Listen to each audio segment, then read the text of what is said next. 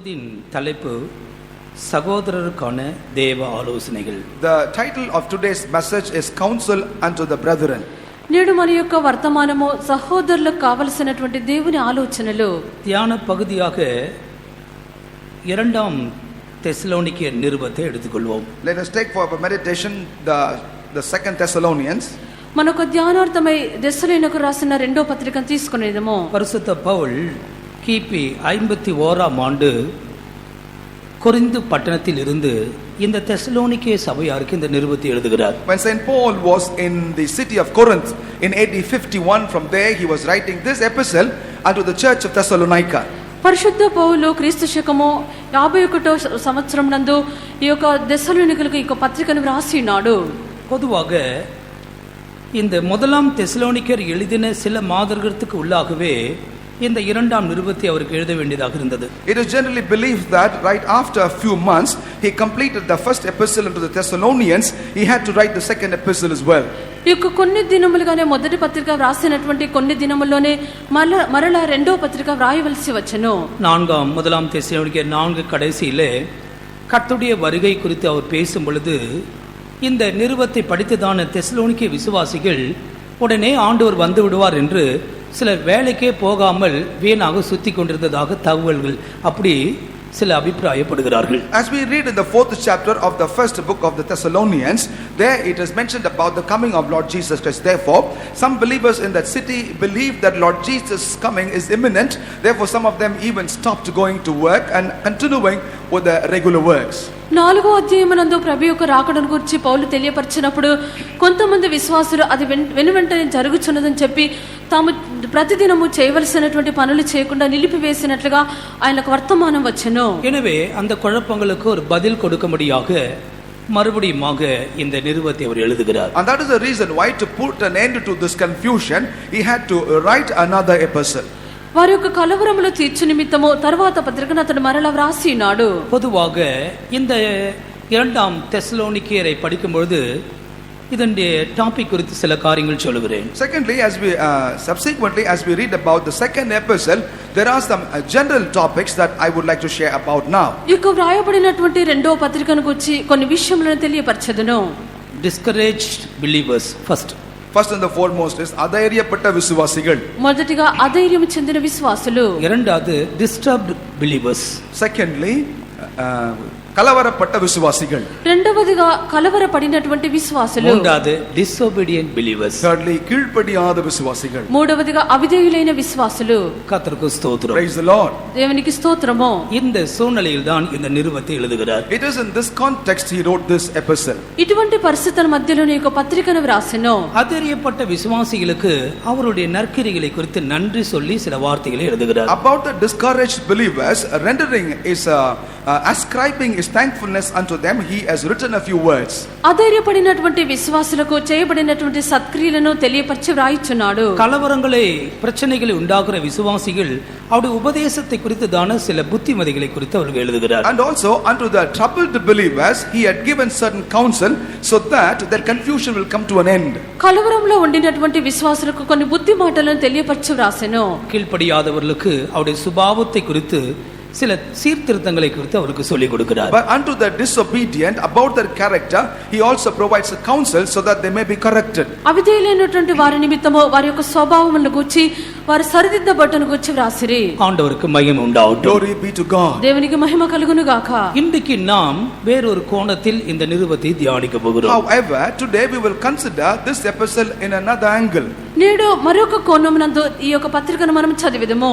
இந்த நிருபத்தில் பரிசுத்த பவுல் 7 இடங்களிலே சகோதரரே என்று எழுதி சில புத்திமதிகளை சொல்லுகிறார். In this particular epistle, at least in 7 places, Saint Paul used the term brethren and then provided counsel unto them. ఈ యొక్క పత్రిక యందు దాదాపు 7 స్థలములందు సహోదరులారా అని చెప్పి కొన్ని బుద్ధి మాటలు వ్రాయిచున్నాడు. நேரம் அனுமதிக்கிறதுக்கு ஏற்ற வண்ணம் இந்த தூதை நாம் தியானிக்கலாம். According to the permission of the time, we would be able to consider this message. మన యొక్క సమయమునకు తగినట్లుగా మన వర్తమానమును ధ్యానించదము. ஒவ்வொரு முறையும் சகோதரரே என்று அவர் எழுதும் பொழுது அந்த வசனத்தில் ரெண்டு பிரதான காரியங்களை குறிப்பிடுகிறார். Each and every time when he mentions brethren, there are at least two things that he makes important. ప్రతి స్థలమునందు సహోదరులారని వ్రాయినప్పుడు అక్కడ రెండు విషయములను ప్రత్యేకించెను. முதலாம் அதிகாரத்தின் 3ஆம் வசனத்திலே சகோதரரே என்று ஆரம்பித்து அவர்களுக்காக அவர் ஸ்தோத்திரிக்கிறதாக சொல்லுகிறார். In the very first chapter verse 3 he starts by saying brethren and he says for them he praised the Lord. మొదటి అధ్యాయము 3వ వాక్యమందు చెప్పబడినప్పుడు సహోదరులారని ప్రారంభించి వారి నిమిత్తము కృతజ్ఞతాస్తుతులు చెల్లించినట్లుగా తెలియపరచెను. அங்கே அவர்களுடைய விசுவாசம் பெருகிறதாகவும் ஒருவரில் ஒருவர் வைத்திருக்கிற அன்பு பெருகிறதாகவும் அவர்களுக்கு அவர் அதை எழுதுகிறார். And there he writes to them because their faith is increasing and that also the charity for one another is in the growth path. వారి యొక్క విశ్వాసము అభివృద్ధి పొందినట్లుగాను వారి యొక్క ప్రేమ విస్తరించినట్లుగాను అక్కడ వ్రాయిచున్నాడు. இரண்டாவதாக 2ஆம் அதிகாரம் 1ஆம் வசனத்தில் சகோதரரே என்று அவர் எழுதிவிட்டு கர்த்தராகிய இயேசு கிறிஸ்துவின் வருகையும் இரண்டாவது பிரதானமாக நாம் அவரிடத்தில் சேர்க்கப்படுவதையும் பிரதானப்படுத்தி எழுதுகிறார். And secondly, as we read chapter 2 verse 1, there he magnifies the fact saying, brethren, the coming of our Lord Jesus Christ is nigh and also our gathering together unto him will take place. రెండవదిగా రెండో అధ్యాయము మొదటి వాక్యమందు ప్రభువైన యేసుక్రీస్తు యొక్క రాకడను గురించి ఆయన యొద్దకు మనము చేర్చబట్టును గురించి అక్కడ వ్రాయిచున్నాడు. மூன்றாவது 2ஆம் அதிகாரம் 13ஆம் வசனத்தை படிக்கும் பொழுது the third thing is noted in the 13th verse of chapter 2. మూడవదిగా రెండో అధ్యాయము 13వ వాక్యం చదివినప్పుడు அந்த இடத்திலும் ரெண்டு பிரதான காரியங்களை சொல்கிறார். ஒன்று ஆவியினாலே பரிசுத்தமாக்கப்படுதல், இரண்டாவது சத்தியத்தை விசுவாசிக்கிறதுனால் உண்டாகிற ரட்சிப்பு. And there again it talks about two things. One, being sanctified by the Spirit of God, sanctified by the Spirit, and also salvation that comes to us through belief. అక్కడ కూడా రెండు విషయములను అతడు తెలియపరుచున్నాడు. ఒకటి ఆత్మ వలన పరిశుద్ధపరచబట, రెండవది సత్యమును నమ్ముట వల్ల రక్షణ పొందుట. நான்காவதாக 2ஆம் அதிகாரம் 15ஆம் வசனத்தை படிக்கும் பொழுது fourthly, as we read chapter 2 verse 15, నాలుగవదిగా రెండో అధ్యాయము 15వ వాక్యం చదివినప్పుడు அங்கேயும் இரண்டு காரியங்கள். ஒன்று அவர்கள் நிலை கொண்டிருக்கிறதான விஷயமும், இரண்டாவது அவர்களுக்கு உபதேசித்த முறைமைகளை கைக்கொள்ளும்படியான சத்தியங்கள், அதை குறித்ததான காரியங்கள். There again we note two things. He says, brethren, stand fast and hold the traditions which you have been taught whereby the word or our epistle. అక్కడ కూడా రెండు విషయములను తెలియపరచని. ఒకటి, వారు నిలకడగా ఉండవలసినటువంటి విషయములు, వారికి బోధింపబడినటువంటి విధులను చేపట్టుట విషయములు. ஐந்தாவதாக 3ஆம் அதிகாரத்தின் முதல் 2 வசனங்களிலே சொல்லப்பட்டிருக்கிறது. Fifthly, as we read chapter 3 the first 2 verses we understand as to what those are. ఐదవదిగా మూడో అధ్యాయము మొదటి రెండు వాక్యములందు చెప్పబడి ఉన్నది. கர்த்தருடைய வசனம் பரம்பி மகிமைப்படுவதை குறித்தும் துர்க்குறனான பொல்லாத மனுஷர் கையிலிருந்தும் விடுவிக்கப்படுவதையும் குறித்து எழுதுகிறார். And he says as to how the word of God has a free course and get itself spread it out, and also as to how he was delivered from the unreasonable and the wicked men. ప్రభు యొక్క వాక్యము శీఘ్రముగా వ్యాపించి మహిమపరచబడుటయు, మూర్ఖులైనటువంటి దుష్ట మనుషుల చేతి నుండి తప్పింపబడే విషయమును గుర్చియు. ஆறாவது விஷயமாக 3ஆம் அதிகாரத்தின் 6ஆம் வசனத்திலே நாம் பார்க்கிறோம். The sixth thing is noted in chapter 3 verse 6. ఆరో విషయముగా మూడో అధ్యాయము 6వ వాక్యము. அங்கேயும் ரெண்டு பிரதான காரியங்கள். ஒன்று, இந்த முறைமையின்படி நடக்காமல் இருக்கிறவனும், இரண்டாவது ஒழுங்கற்று நடக்கிறவர்களை விட்டு விலக வேண்டும். And there he counsels saying that brethren, walk away from those, withdraw yourselves from every brother that walketh disorderly, and also not after this tradition which he received of us. అక్కడ కూడా పొందినటువంటి బోధన ప్రకారము కాక అక్రమముగా నడుచుకొను ప్రతి సహోదరుని యొద్ద నుండి తొలగిపోవలెను. கடைசியாக அதே அதிகாரத்தின் 13ஆம் வசனத்திலே நாம் படிக்கிறோம். Finally, the seventh thing is read in chapter 3 verse 13. చివరిగా ఆ యొక్క అధ్యాయము 13వ వాక్యము. 13, 14, 13ஆம் வசனத்திலே நன்மை செய்வதிலே சோர்ந்து போகாததை குறித்தும், 14ஆம் வசனத்தில் கீழ்ப்படியாதவனோடு கூட கலவக்கூடாது என்ற சத்தியத்தையும் சொல்லுகிறார். In verse 13 he declares that brethren, be not weary in well doing, and in verse 14 he says that obey not, stay away from those people that obey not a word or our epistle. 13, 14 వాక్యములందు మేలు చేయుటలో విసుకవద్దు, 14వ వాక్యమందు లోబడిన వారితో సాంగత్యము చేయకూడదు. கர்த்தருடைய வருகை சமீபமாக இருக்கிறபடினாலே கர்த்தருடைய வருகையிலே காணப்பட வேண்டியவர்கள் தியானிக்க வேண்டிய ஒரு வேத பகுதிகள் இவைகள். Because the coming of the Lord is nigh, those that prepare themselves for the coming of the Lord will have to meditate these portions. ప్రభు యొక్క రాకడ సమీపమై ఉన్నది గనుక ప్రభు రాకడలో ఎత్తబడవలసినటువంటి వారు నేర్చుకోవలసినటువంటి విషయములు. முதலாவதாக முதலாம் அதிகாரத்தின் 3வது வசனத்தை படிப்போம். First and the foremost, let us read chapter 1 verse 3. మొదటి అధ్యాయము 3వ వాక్యము. சகோதரரே, நாங்கள் எப்பொழுதும் உங்களுக்காக தேவனை ஸ்தோத்திரிக்க கடனாளிகளாயிருக்கிறோம். உங்கள் விசுவாசம் மிகவும் பெருகிறபடினாலும் நீங்கள் எல்லாரும் ஒருவரில் ஒருவர் வைத்திருக்கிற அன்பு அதிகரிக்கிறபடினாலும் அப்படி செய்கிறது தகுதியா இருக்கிறது. We are bound to thank God always for you, brethren, as it is meet, because that your faith groweth exceedingly, and the charity of every one of you all toward each other aboundeth. సహోదరులారా, ఎల్లప్పుడూ మిమ్మల్ని దేవునికి కృతజ్ఞతాస్తుతులు చెల్లించుటకు బాధ్యులమైనాము. ఇది యుక్తమే. ఏలయనగా మీ విశ్వాసము బహుగా అభివృద్ధి పొందుచున్నది. మీ అందరిలోనూ ప్రతి వాడును ఎదుటి వాని ఎడల చూపు ప్రేమ విస్తరించుచున్నది. സഹോദരന്മാരെ, നിങ്ങളുടെ വിശ്വാസം ഏറ്റവും വർദ്ധിച്ചും ആളാം പ്രതി നിങ്ങൾക്ക് എല്ലാവർക്കും അന്യോന്യ സ്നേഹം പെരുകയും വരികയാൽ ഞങ്ങൾ യോഗ്യമാകും വണ്ണം ദൈവത്തിന് എപ്പോഴും നിങ്ങളെക്കുറിച്ച് സ്തോത്രം ചെയ്യുവാൻ കടംപെട്ടിരിക്കുന്നു. தெய்வத்திற்கு ஸ்தோத்திரம். Praise be to the Lord. ప్రభువుకు స్తోత్రము. இந்த இடத்தில் சகோதரருக்கு அவர் கொடுக்கிறதான சில ஆலோசனைகளை பார்க்கிறோம். Here we note there are certain counsel that he provide unto the brethren. ఈ యొక్క స్థలమునందు సహోదరులకు ఇవ్వబడుచున్న కొన్ని ఆలోచనలు చూస్తున్నాము. இந்த ஜனங்களை நினைக்கும் பொழுது அவர் ஆண்டவரை ஸ்தோத்திரிக்கிறதாக சொல்கிறார். Here we note that when he remembered these people, he immediately praised God. ఈ యొక్క జనులను తలంచినప్పుడు వెంటనే ఆయన దేవుని స్తుతించున్నారు. முதலாவது அவருடைய விசுவாசம் மிகவும் பெருகிக் கொண்டே இருக்கிறது. First and the foremost thing that he notes is that their faith grows. మొదటిగా వారి యొక్క విశ్వాసం బహుగా అభివృద్ధి పొందుచున్నది. இரண்டாவது, அவர்கள் ஒருவரில் ஒருவர் வைத்திருக்கிற அன்பு அதிகரித்துக் கொண்டே இருக்கிறது. Secondly, also the charity that have everyone upon each other abounds. రెండవదిగా వారందరిలో ప్రతివాడును ఎదుటివాని ఎడల ప్రేమ విస్తరించున్నది. கிறிஸ்தவ வாழ்க்கையில் இது ரெண்டும் மிக அவசியமானது. In the life of Christianity, these two are very important. క్రైస్తవ జీవితమునందు ఈ రెండు కార్యములు ప్రాముఖ్యమైనవి. ஒரு தேவ பிள்ளையுடைய வாழ்க்கையிலே விசுவாசம் பெருகிக் கொண்டே இருக்க வேண்டும். In the life of a child of God, faith will have to constantly increase. ఒక దేవుని బిడ్డ యొక్క జీవితమునందు విశ్వాసము అభివృద్ధి చెందవలెను. இவர்கள் விசுவாசம் பெருகினதான சந்தர்ப்பம் 4ஆம் வசனத்தில் சொல்லப்பட்டிருக்கிறது போல அவர்கள் சகிக்கிற துன்பங்கள் உபத்திரவங்களிலே அந்த விசுவாசம் அவர்களுக்கு பெருகிக் கொண்டே இருந்தது. Their faith grew in the context of persecution and also in the context of troubles. 4వ వాక్యమందు వారు పొందినటువంటి హింసలన్నిటిలోనూ వారు సహించున్నటువంటి శ్రమల్లోనూ వారి యొక్క విశ్వాసము అధికమైనది. முதலாம் தெசலோனிக்கர் 2ஆம் அதிகாரத்தின் 13ஆம் வசனத்தில் அவர்கள் வேத வசனத்தை நன்றாக விசுவாசிக்க கூடியவராக இருந்தார்கள் என்று நாம் படிக்கிறோம். Also, as we read 1 Thessalonians chapter 2 verse 13, there we note that these are the people that believed in the word of God very much. మొదటి దశలోనికి రాసిన పత్రిక 2వ అధ్యాయము 13వ వాక్యమందు వారు దేవుని యొక్క వాక్యమును నమ్మి ఉన్నారు. அவர்களுக்கு 5ஆம் அதிகாரத்தின் 8ஆம் வசனத்தில் விசுவாசம் அன்பு என்னும் மார்க்கவசவத்தை தரித்துக் கொள்ள வேண்டும் என்று அவளுக்கு பவுல் புத்தி சொல்லுகிறார். And because of that, Saint Paul also counsel unto them, saying that they will have to put on the breastplate of faith and love. 5వ అధ్యాయము 8వ వాక్యమందు వారు విశ్వాస ప్రేమలను కవచమును వారు ధరించుకొనవలెను. தேவ ஜனமே, இந்த விசுவாசம் அவர்களுக்குள் கிரியை செய்யக்கூடியதாக இருந்தது.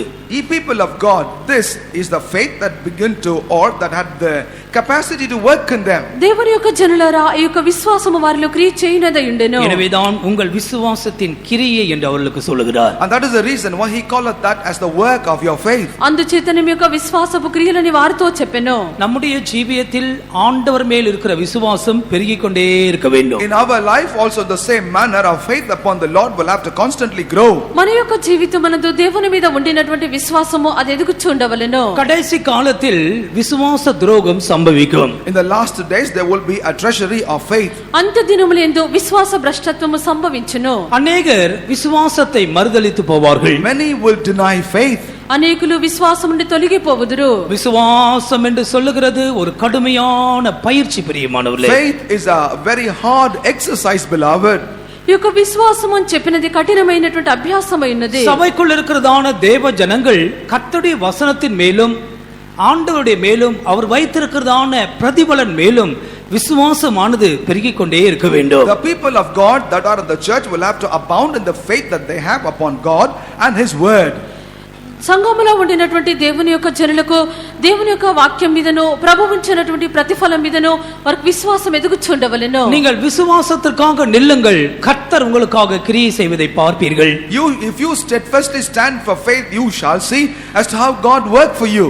మీరు విశ్వాసము నిమిత్తము నిలువబడుడి, ప్రభువు మీ నిమిత్తము క్రియ చేయుటను మీరు చూచెదరు. வார்த்தைகளை விசுவாசிங்கள், வேத வசனம் உங்களுக்கு ஒருகாலம் பொய் சொல்வதில்லை. Believe in the word of God, for the word of the Bible will never lie to you. మీరు దేవుని యొక్క వాక్యమును విశ్వసించుడి, దేవుని యొక్క వాక్యం ఎప్పుడు కూడా అబద్ధము చెప్పుటలేదు. வேதம் சொல்லுகிறது விசுவாசித்தவர்கள் பாக்கியவான்கள். The Bible says, blessed are they that believed. వాక్యము చెప్పుచున్నది నమ్మునటువంటి వారు ధన్యులైనారు. ஒரு மனுஷனுக்கு கர்த்தர் மேல் மாத்திரம் விசுவாசமாய் அவன் இருப்பான் என்றால் அவனை போல ஒரு பலமுள்ளவனை நாம் பார்க்க முடியாது. If only a man is trustful and obey, believe only on God, there shall not be another man stronger and mightier like him. ఒక మనుషుడు దేవుని మీద మాత్రమే తన యొక్క విశ్వాసము నమ్మకం ఉంచుకున్నట్లయితే అతని వంటి బలవంతుడు ఏ మనుషుడును లేడు. இரண்டாவது, அவளுக்குள்ளே இந்த அன்பு ஒருவர் மேல் ஒருவர் வைத்திருக்கிற அன்பு நாள்தோறும் பெருகிக் கொண்டே இருக்கிறது. Secondly, the love that they have upon each other day after day abound. రెండవదిగా వారిలో ఒకరి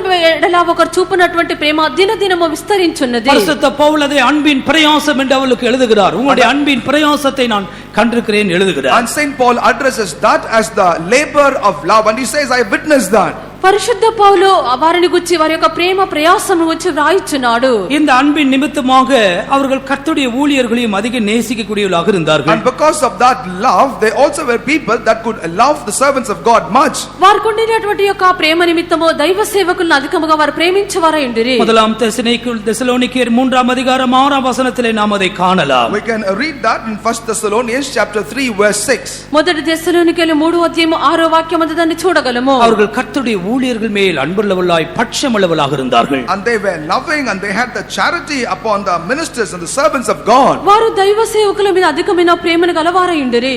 அவர்கள் ஒருவருக்கொருவர் அன்புள்ளவர்களாய் இருக்கும்படி தேவனால் போதிக்கப்பட்டிருந்தார்கள் என்று 4ஆம் அதிகாரத்தின் 9ஆம் வசனத்திலே படிக்கிறோம். And also we read in chapter 4 verse 9 that they have been taught of God that they should in this way love each other. 4వ అధ్యాయము 9వ వాక్యమందు వారు ఒకరి ఎడల ఒకరు ప్రేమను చూపుట వారు దేవుని చేత నేర్చుకొని ఉన్నారని చదువుతున్నాము. சகோதர ஸ்நேகத்தை குறித்து நான் உங்களுக்கு எழுத வேண்டியதில்லை, நீங்கள் ஒருவரில் ஒருவர் அன்பாய் இருக்கும்படி தேவனால் போதிக்கப்பட்டவர்களாய் இருக்கிறீர்களே. But as touching brotherly love, you need not that I write unto you, for ye yourselves are taught of God to love one another. సహోదర ప్రేమను గురించి మీకు వ్రాయనక్కరలేదు, మీరు ఒకరినొకడు ప్రేమించుటకు దేవుని చేతనే నేర్పబడితిరి. பிரியமானவர்களே, ஒருவருக்கொருவர் வைத்திருக்கிறதான அன்பு நாள்தோறும் பெருக வேண்டும். Beloved, that the love that we have for each other will have to abound day after day. ఒకరి మీద ఒకరికి ఉండినటువంటి ప్రేమ అనుదినం అది ఎదుగుచూ ఉండవలెను. இந்த அன்பு அகாப்பே அன்பு என்றுதான் மூல பாஷையில படிக்கிறோம். And in the original language we read this love is called as agape love. ఈ యొక్క ప్రేమను గురించి మూల భాషలో మనం చదివినప్పుడు అగపే ప్రేమ అని చదువుచున్నాము. கல்வாரி அன்பை தான் அது காண்பிக்கிறது. And that only relates to the love of Calvary. అది కల్వారి ప్రేమను చూపుచున్నది. சகோதரரே, ஒருவர் மேல் ஒருவர் வைத்திருக்கிறதான அன்பு நாளுக்கு நாள் பெருகிக் கொண்டே இருக்கட்டும். Therefore, brethren, that the love that you have upon each other may abound every day. సహోదరులారా, ఒకరి మీద ఒకరికి ఉండినటువంటి ప్రేమ అనుదినం అది విస్తరింపవలెను. அநேகர் இந்த மார்க்கத்துக்குள்ளாக நாம் கொண்டு வராமல் போவதற்கு காரணம் நம்முடைய அன்பில்லாத கிரியைகள் தான். The very reason why we are not able to draw many people unto this faith is because of the lack of love that we have. అనేకుల్లో దీనిలోనికి మనము తీసుకొని రాలేకపోవట కారణము ఈ యొక్క దేవుని యొక్క ప్రేమ మనలో లేనందు చేతనే. இந்த சபையாரை குறித்து பவுல் சொல்லுகிறார், நான் கர்த்தரை ஸ்தோத்திரிக்கிறேன், ஏனென்றால் நீங்கள் கிறிஸ்துவுக்குள்ளாக ஒருவருக்கொருவர் வைத்திருக்கிறதான அன்பு பெருகிக் கொண்டே இருக்கிறது. About this church, Saint Paul says that I thank my God because the love that you have for each other abound daily. ఇక్కడ పౌలు చెప్పుచున్నాడు, నేను దేవునికి కృతజ్ఞతాస్తుతులు చెల్లించున్నాను, ఎందుకనగా మీ అందరిలో ప్రతివాను ఎదుటివాని ఎడల చూపు ప్రేమ విస్తరించున్నది. இந்த அன்பு ஏதோ ஒரு குடும்பத்திற்குள்ளவே அடங்கி விடுகிற அன்பு அல்ல. This love is not the one that centers or roams around within a family. ఈ యొక్క ప్రేమ అన్నది కుటుంబముతోనే నిలిచిపోయినటువంటి ప్రేమ కాదు. இதற்கு அப்பாற்பட்ட விதத்திலே முழு உலகத்திலும் இருக்கிறதான கர்த்தருடைய ஜனங்களை, தேவ ஜனங்களை நேசிக்கிற மனுஷர்களாக மாறுவதுதான். And that means we should be people that would be able to love people even beyond our spheres of influence all over the world. ఈ యొక్క అన్నింటికి మించినదిగా సర్వలోకమంతటి ఉండినటువంటి జనులందరినీ ప్రేమించుట ఉన్నది. எனவே விசுவாசத்தின் கிரியையும் அன்பின் பிரயாசங்களும் சபைக்குள் நிறைந்தே காணப்படட்டும். And that is the reason why may the works of faith and the increasing in love may be found within the church always. కావున విశ్వాసపు క్రియలను, ప్రేమ యొక్క ప్రయాసమును సంఘమునందు విస్తరింపవలెను. அடுத்ததாக இரண்டாம் பகுதியாக 2 தெசலோனிக்கர் 2 அதிகாரம் 1 வசனத்தை படிப்போம். The second thing could be read from the book of 2 Thessalonians chapter 2 first 2 verses. రెండవదిగా దెస్సలోనికకు రాసిన 2వ పత్రిక 2వ అధ్యాయము మొదటి వాక్యము.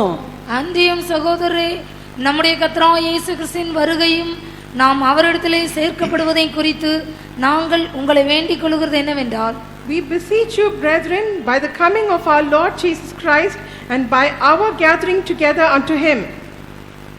இங்க நாம் என்ன படிக்கிறோம்? What do we read here? ఇక్కడ మనం ఏమి చదువుచున్నాము? முதலாவது கர்த்தராகிய இயேசு கிறிஸ்துவின் வருகை. First and the foremost is the coming of Lord Jesus Christ. మొదటగా మన ప్రభువైన యేసుక్రీస్తు రాకడ. இரண்டாவதாக நாம் அவரிடத்தில் சேர்க்கப்படுதல். And second thing, we will be gathered together unto him. రెండవదిగా మనం ఆయన యుద్ధకు చేర్చబడుట.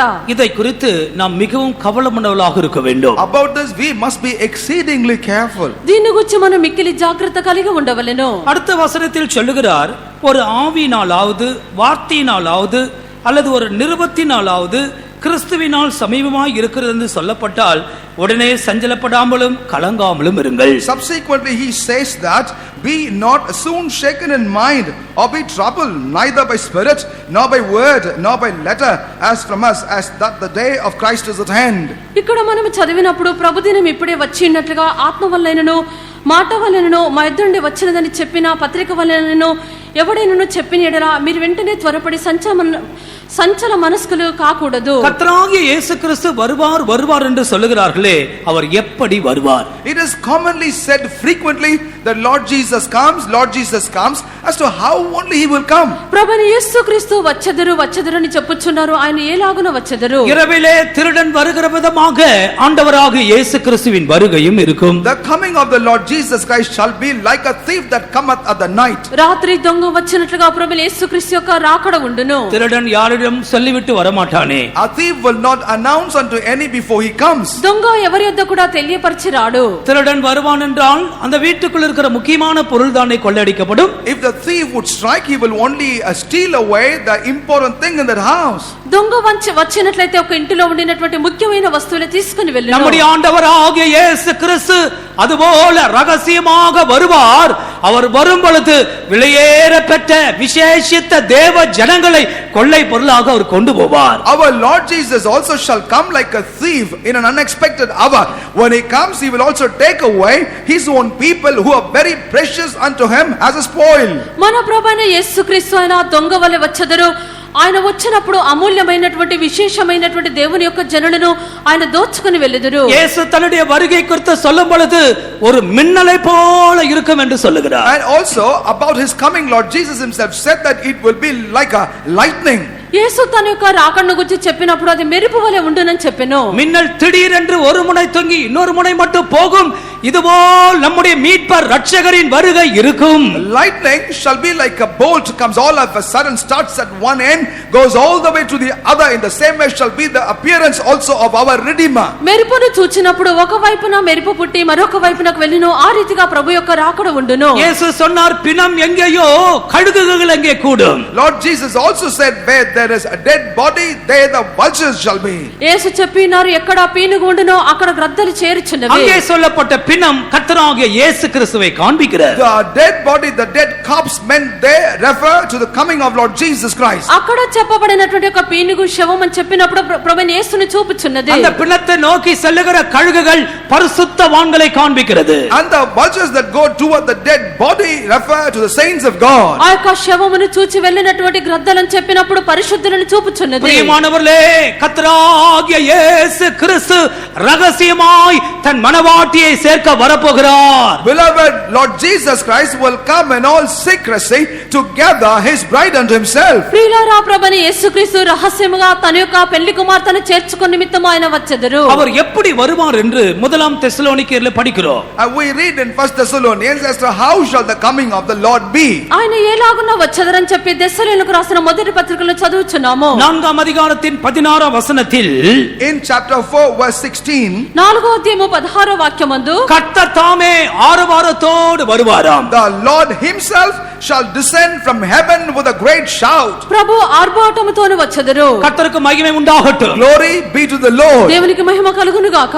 ஏன் கர்த்தருக்கு அவ்வளவு பெரிய ஆரவாரம்? Why should there be such a great shout for the Lord? ఎందుకు ప్రభువుకు అంత గొప్ప ఆర్భాటమై ఉన్నది? இந்த பூமியில் தனக்காக வாழ்ந்த தன்னுடைய பரிசுத்தவான்களை தன்னுடைய மனவாட்டியை சேர்க்க வரும் பொழுது கர்த்தருக்கு மகா பெரிய ஆரவாரம் உண்டாகிறது. Because when Lord Jesus cometh for those that have lived exclusively for him, the bride of the Lord, there shall be a great shout. ఈ యొక్క భూమి మీద తన కొరకు జీవించినటువంటి తన యొక్క పెళ్లి కుమార్తెను చేర్చుకొని నిమిత్తము ప్రభువుకు అంత ఆర్భాటం అవసరమై ఉన్నది. இரண்டாவது பிரதான தூதனுடைய சத்தம். Secondly, there will be the trumpet of an archangel. రెండవదిగా ప్రధాన దూత శబ్దము. பாருங்கள், அப்படியே கற்பனை செய்து பாருங்கள்.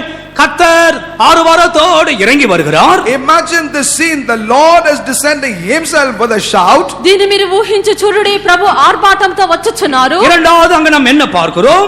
What do we read there as the next thing? రెండవదిగా ఏమి చూచున్నాము? பிரதான தூதனுடைய சத்தம். There is the voice of the archangel. ప్రధాన దూత శబ్దము. அவன் ஏன் சத்தமிடுகிறான்? Why does he shout? ఆయన ఎందుకు శబ్దం చేయుచున్నాడు? வான மண்டலங்களில் இருக்கிறதான அந்தகாரத்தின் ஆவிகளை அகற்றும்படியாய் பிரதான தூதனின் சத்தம் ஒரு நாள் உண்டாகும். One day there shall be this shouting voice of the archangel heard in the sky, so that the powers and the principalities in the heavenly places may be removed. ఆకాశ మండలమందున్న దురాత్మ సమూహములు తొలగిపోవునట్లుగా ప్రధాన దూత యొక్క శబ్దం అవసరము. எனவேதான் கிறிஸ்துவின் சபை எடுக்கப்படும் பொழுது, And that is the reason why at a time when the church of God would be caught up, కావున క్రీస్తు యొక్క సంఘము ఎత్తబడినప్పుడు வெளிப்படுத்தல் 12వ அதிகாரம் 8 9 வசனத்தை வாசிக்கும் பொழுது, as we read the book of Revelation chapter 12 verses 8 and 9, ప్రకటన గ్రంథము 12వ అధ్యాయము 8 9 వాక్యములు చదివినప్పుడు, அதுக்கு முன்னே மிகாவேலும் அவனும் சேர்ந்த தூதர்களும் யுத்தம் பண்ணினார்கள் என்று படிக்கிறோம். and there we read prior to that there was a fight of Michael.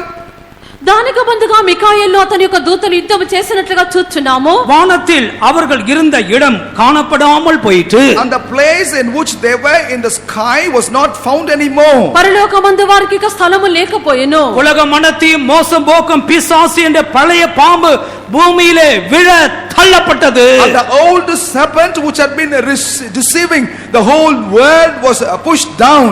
సర్వలోకమును మోసపుచ్చినటువంటి యొక్క ఆది సర్పమైన మహాఘట సర్పము పడద్రోయబడెను. எனவே பிரதான தூதனின் சத்தம் இந்த அந்தகாரத்தின் வல்லமைகளை அகற்றக்கூடிய விதத்திலே காணப்படும். And that is the reason why the shouting voice of the archangel will be with the capacity to push away all the powers and principalities in the heavenly places. కావున ప్రధాన దూత యొక్క శబ్దం అన్నది ఆకాశ మండలమందు ఉండినటువంటి దురాత్మ సమూహముల త్రోసివేయుచున్నది. மூன்றாவதாக இயேசு வரும்பொழுது தேவ எக்காலம் உண்டாகும். And thirdly, at the coming of Lord Jesus Christ, there will be the trump of God. మూడవదిగా యేసు వచ్చినప్పుడు దేవుని బూర శబ్దం ఉండును. பரிசுத்த பவுல் கொரிந்தியருக்கு எழுதும் பொழுது முதலாம் கொரிந்தியர் 15ஆம் அதிகாரத்தில் அது கடைசி எக்காலம் என்று சொல்லுகிறார். Saint Paul, as he was writing about the coming of the Lord unto the Corinthians in chapter 15, he says that is the last trumpet. పరిశుద్ధ పౌలు కొరింథీయులకు పత్రికను వ్రాయినప్పుడు మొదటి కొరింథీ 15వ అధ్యాయము 51 52 వాక్యములందు అది చివరి కడబూర అని చెప్పెను. இந்த தேவ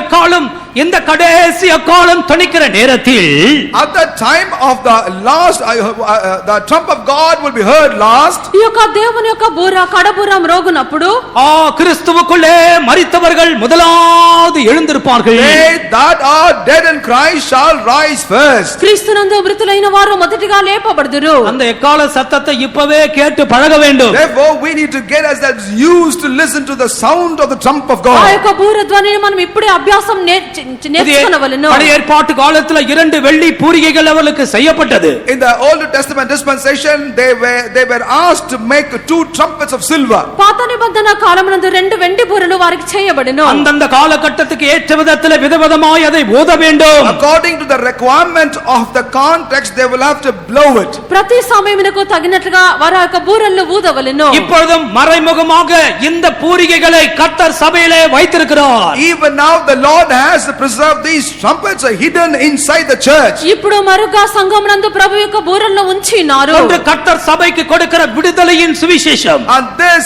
one is the gospel of deliverance that the Lord gives to the church. ఒకటి ప్రభు సంఘమునకు ఇచ్చినటువంటి విడుదల సువార్త. இரண்டாவது ஆண்டவர் சபைக்கு கொடுக்கிற பூர்ணத்தின் சுவிசேஷம். Second one is the gospel of perfection that the Lord had delivered to the church. రెండవదిగా సంఘమునకు ప్రభు ఇచ్చినటువంటి సంపూర్ణమైన సువార్త. பாம்பாட்டிகள் வினோதமாக ஊதும் பொழுது சரியாக கவனித்துக் கொள்ள வேண்டும். You need to be very careful when the snake charmers blow the trumpet in different ways. ఈ యొక్క పిల్లన గ్రోవులను ఊదినప్పుడు దాన్ని సరిగా వినవలెను. செவிட்டு வெறியனுக்கு இது ஒன்றுமே தெரியாது. But unto a deaf serpent this means nothing. చెవిటి పాముల వలె ఉండిన వారికి ఏమీ తెలియదు. ஏன் இன்றைக்கு இந்த தீர்க்க தரிசனம் உண்டாயிற்று? Why this prophecy is heard this day? ఈ యొక్క దినం ఎందుకు ఈ యొక్క ప్రవచనం వచ్చినది? ஏன் இப்படி ஒரு தூது உண்டாயிற்று? Why such a message ever been delivered today? ఎందుకు ఇటువంటి వర్తమానం వచ్చెను? இவைகளை குறித்து பகுத்தறிந்து தேவ எக்காலமாய் இதை அனுசரித்துக் கொள்ள வேண்டும். Discerning this, we need to estimate this as the very trump of God to us. వీటిని మీరు వివేచించి దేవుని యొక్క బూరగా గ్రహించవలెను. இதை கேட்கிறவர்கள் தான் கடைசி கால சத்தத்தை கேட்பார்கள். And everyone that hearken unto this today diligently shall hearken unto the trump of God on the last day. ఇది వినుచున్నటువంటి వారే కడబూర యొక్క శబ్దమును వినగలరు. தூங்குறவங்க கூட கேட்பார்கள். ஹல்லேலூயா. Even they that are asleep shall hear this. నిద్రించు వారు కూడా విందురు. 2 பேர் தூங்கிட்டு இருப்பார்கள். ஒரு ஆளுக்கு இந்த சத்தம் கேட்கும், எழுந்திருவார்கள். 2 of them will be sleeping, but one will be hearing this and he will wake up. ఇద్దరు నిద్రపోవచ్చు ఉండెదరు, పరలోకము నుండి శబ్దం వచ్చును వినెదరు. மாவு அரைக்கிறவர்களும் கேட்பார்கள். And 2 of them will be grinding, they will hear the sound. ఆ యొక్క తిరుగటి విసురునటువంటి వారు కూడా வயலிலே வேலை செய்கிறவர்கள் கேட்பார்கள். Also they that are employed in the field will hear. పొలములో పని చేయవారు కూడా విందురు. ஆயத்தமாய் இருக்கிறவர்கள் அவரோடு கூட சேர்ந்து போவார்கள். They that are ready will be caught up to be with them together. సిద్ధముగా ఉండినటువంటి వారు ఆయనతో పాటు ఎత్తబడుదురు. சமீபத்தில் வீட்டுக்கு விசிட் போயிருந்தேன். Very recently I had been to visit a house. సమీపమునందు ఒక ఇంటికి నేను దర్శించుటకు వెళ్ళి ఉన్నాను. பாட்டி பேத்தியோட இருக்கு. And the grandmom is sitting with the granddaughter. பாட்டிக்கு நைட்டு கொஞ்சம் தூக்கம் வரல, ஜெபிக்க வந்து உட்கார்ந்து ஜெபிச்சிட்டே இருக்கு. The grandma பேத்தி எழுந்து பாட்டி காணமேன்னு ஓடி கர்த்தர் வந்துட்டார்னு ஓடி அலறி இருக்கு. Grandma was not able to sleep, therefore she switched room to pray in another room. But the granddaughter thought that grandma was taken up, therefore she began to cry aloud. எத்தனை பேர் அப்படி அலற போறாங்களோ தெரியாது. I do not know as to how many will like that child will travail and cry. ఎంతమంది అలాగా విలపించదరో తెలియదు. கர்த்தருக்கு மகிமை உண்டாகட்டும். Glory be to the Lord. దేవునికి మహిమ కలుగును గాక. சகோதரரே, கர்த்தருடைய வருகை குறித்து நாங்கள் உங்களுக்கு சொல்லுகிறோம். Brethren, we declare unto you about the coming of the Lord. సహోదరులారా, ప్రభు యొక్క రాకడ గురించి మీకు తెలియపరచున్నాము. முழு பரலோக ராஜ்யம் ஆயத்தமாய் இருக்கிறது. The entire kingdom of heaven is ready.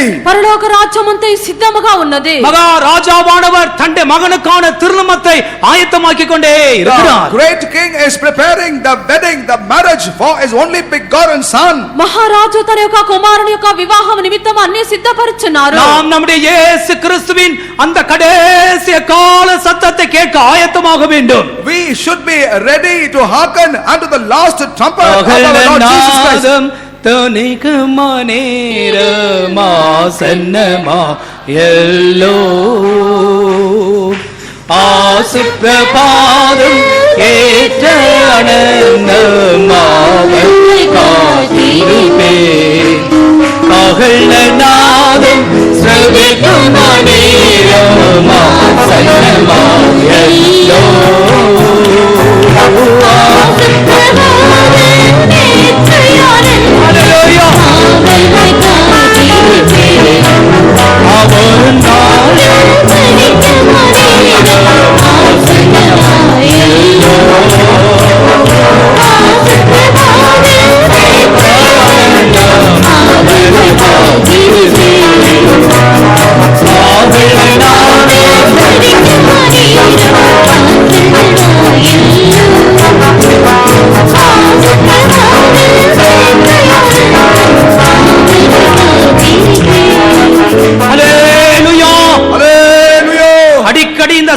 நாம் தியானிக்க வேண்டும். Therefore, time to time we will have to meditate this truth. తరచుగా ఈ యొక్క సత్యమును మనం ధ్యానించవలెను. அருமையான தேவ ஜனமே, Beloved people of God, ప్రియులారా దేవుని இதோ జనులారా, அவர் வாசல் படியே நின்று கதவை தட்டுகிறார். behold, he stand at the door and is knocking. ఇదిగో తలుపు యొద్ద ఉండి ప్రభు తలుపును తట్టుచున్నారు. இனி அதிக காலம் செல்லாது. We have no more time. ఇక అధికమైన సమయం మనకు లేదు. நாம் எப்படி சேர்த்துக் கொள்ளப்படுவோம்? How could we be gathered together with him? మనము ఎలాగున చేర్చబడదుము? இந்த வசனத்தில் கிறிஸ்துவுக்குள் இருக்கிறவர்கள் என்று நாம் படிக்கிறோம். Here we read that they that are in Christ. ఈ యొక్క వాక్యమందు క్రీస్తునందు ఉన్నవారని చదువుచున్నాము. ஒரு தேவ மனுஷன் அதற்கு ஒரு விளக்கம் கொடுக்கிறார். This is how a Bible scholar gives an explanation. ఒక దైవ మనుషుడు దీన్ని గురించి పూర్తిగా తెలియజేయుచున్నారు. கிறிஸ்துவுக்குள் என்று சொல்லுகிறது, கிறிஸ்து எங்கேயோ அவர்களும் அங்கே இருப்பார்கள். When it is meant to be in Christ, that means where Christ is, there they are. క్రీస్తునందు అని చెప్పినప్పుడు క్రీస్తు ఎక్కడ ఉందరో అక్కడ వారు ఉండెదరు. இரண்டாவது என்ன சொல்லுகிறார்? What does he say subsequently? రెండవదిగా ఏం చెప్పెను? அவர் எப்படி இருக்கிறார்களோ அவருக்குரியவர்களும் அப்படியே இருப்பார்கள். And as to how he is, they that belong to him shall be also. ఆయన ఎలాగున ఉన్నారో ఆయనకు చెందిన వారు కూడా అలాగునే ఉండెదరు. கிறிஸ்துவுக்குள் மரித்தவர்கள் முதலாவது உயிரோடு எழுந்திருப்பார்கள். They that are dead in Christ shall rise first. క్రీస్తునందుండి మృతులైన వారు మొదట లేతురు. அதே சமயத்தில் கிறிஸ்துவுக்குள் குழந்தைகளும் நாம் பார்க்கிறோம். At the same time we also note there are babes in Christ. అదే సమయమందు క్రీస్తునందు పసిబిడ్డలను కూడా இந்த చూచుచున్నాము. கிறிஸ்துவுக்குள் இருக்கிற குழந்தைகள் யார்? Who are the babes in Christ? ఈ యొక్క క్రీస్తునందు పసిబిడ్డలు ఎవరై ఉన్నారు? முதலாம் கொரிந்தியர் 3ஆம் அதிகாரத்தின் துவக்க வசனங்களிலே நாம் அதை படிக்கிறோம். We can read about that in 1 Corinthians chapter 3 in the first few verses. మొదటి కొరింథీ 3వ అధ్యాయము మొదటి వాక్యమునందు దీన్ని చదువుచున్నాము. அவர்கள் பலனில்லாதவர்கள், And those are the ones that are weak. వారు బలము లేని వారు, அவர்கள் மாம்சத்துக்குரியவர்கள், And they are after the flesh. వారు శరీర సంబంధులు. 3ஆம் வசனத்தில் அவர்களுக்கு பொறாமை இருக்கிறதா. And thirdly we read that they are jealousy. మూడవ వాక్యమందు వారిలో అసూయ కలదు. இரண்டாவது வாக்குவாதம், And they also have strife. రెండవదిగా వాదించువారు. மூன்றாவது பிரிவினைகள், And they also have divisions. మూడవదిగా విభజనలు. இது எல்லாம் இருந்தால் அவர்கள் கிறிஸ்துவுக்குள் குழந்தைகளாகவே When இருக்கிறார்கள். they have all these things, they are none but babes in Christ. ఇవన్నీ ఉండినట్లయితే వారు క్రీస్తునందు పసిబిడ్డలై ఉన్నారు. ஆனால் கர்த்தராகிய இயேசுவோ கிறிஸ்துவுக்குள் தேறினவர்களுக்காக வரப்போகிறார். But Lord Jesus Christ shall come for they that are mature in Christ. అయితే ప్రభువైన యేసుక్రీస్తునైతే క్రీస్తునందు పరిపూర్ణులైన వారి నిమిత్తమే రాబోచున్నారు. யாக்கோபு அப்போஸ்தலன் சொல்லும் பொழுது அவர்கள் முதற் பலன்களாக மாறி இருக்கிறார்கள். And that's the reason why when James the apostle was writing in his epistle, says they are the first fruits. అపోస్తలుడైన యాకోబు చెప్పినప్పుడు వారు ప్రథమ ఫలమై ఉన్నారు. தெய்வத்திற்கு மகிமை உண்டாகட்டும். Glory be to God. దేవునికి మహిమ కలుగును గాక. கிறிஸ்துவுக்குள்ளே நாம் காணப்பட வேண்டும். We must be found in Christ. మనము క్రీస్తునందు அவர்கள் కనిపించవలెను. முதற் பலன்களாய் காணப்பட And வேண்டும். they must be found as the first ప్రథమ fruits. ఫలములుగా కనిపించవలెను. பாஸ்டர் ஏனஸ் ஒரு 5 குறிப்புகளை கொடுக்கிறார். யார் கர்த்தருடைய வரிக்கு போவார்கள் என்று. Who will be caught up at the coming of the Lord? Pastor Ernest had given 5 points. Pastor Ernest గారు 5 విషయములను ఎవరు ప్రభు రాకడకు ఎత్తబడతారని நேரம் తెలియపరచని. இல்லாதனால நான் வசனத்தோடு சொல்லிவிட்டு போகிறேன். நீங்கள் குறித்துக் கொள்ளுங்கள். Because we do not have enough time, I give you the references, make a note of that. సమయం లేనందుచేతనే వాక్యములతో తెలియపరచదని మీరు గుర్తించుకొనుడి. முதலாம் கொரிந்தியர் 1ஆம் அதிகாரம் 7ஆம் 8ஆம் வசனத்தின் பிரகாரம் 1 Corinthians chapter 1 verses 7 and 8. మొదటి కొరింథీ మొదటి అధ్యాయము 7-8 వాక్యముల ప్రకారము அவர்கள் குற்றம் சாட்டப்படாத மனுஷராய் இருப்பார்கள். First and the foremost, they shall be blameless. మొదటిగా వారు నిరపరాధులై ఉండవలెను. குற்றம் சாட்டுவதற்கு ஏதுவே இல்லை. There is no cause whatsoever to blame them. వారి మీద నేరారోపణ చేయుటకు హేతువు లేదు. பிசாசு சில வேளை குற்றம் சாட்டுவான், நீ அன்னைக்கு பொய் சொன்னல்ல. About some, devil sometime will come and blame, did you not lie on that day? కొన్నిసార్లు అపవాది ఆ దినమున నువ్వు అబద్ధం చెప్పినావని నేరం మోపును. லஞ்சம் வாங்கினதை குற்றம் சாட்டுவான். And even bring to your understanding as to how you have taken bribe. లంచము తీసుకున్నది నేరారోపణ చేయును. திருடினதை குற்றம் சாட்டுவான். And he will also bring your thieving as a blame. దొంగిలించినావని చెప్పి నేరారోపణ చేయును. சினிமா பார்த்ததை குற்றம் சாட்டுவான். And he will எத்தனை பேர் இந்த வசனத்துக்கு முன்னால் நிப்பாங்களோ தெரியாது. I do not know as to how many of you will stand before this verse. Even watching movies shall be a cinema blame. చూసినది కూడా నేరారోపణ చేయబడను. ఎంతమంది యొక్క వాక్యం ఎదుట నిలవగలరో తెలియదు. சல்லடையில வைத்து ஒரு அசுகும்போது பொத்துன்னு எல்லாம் கொட்டும் போல் தெரியுது. And when you are sifted, it appears that many will fall down.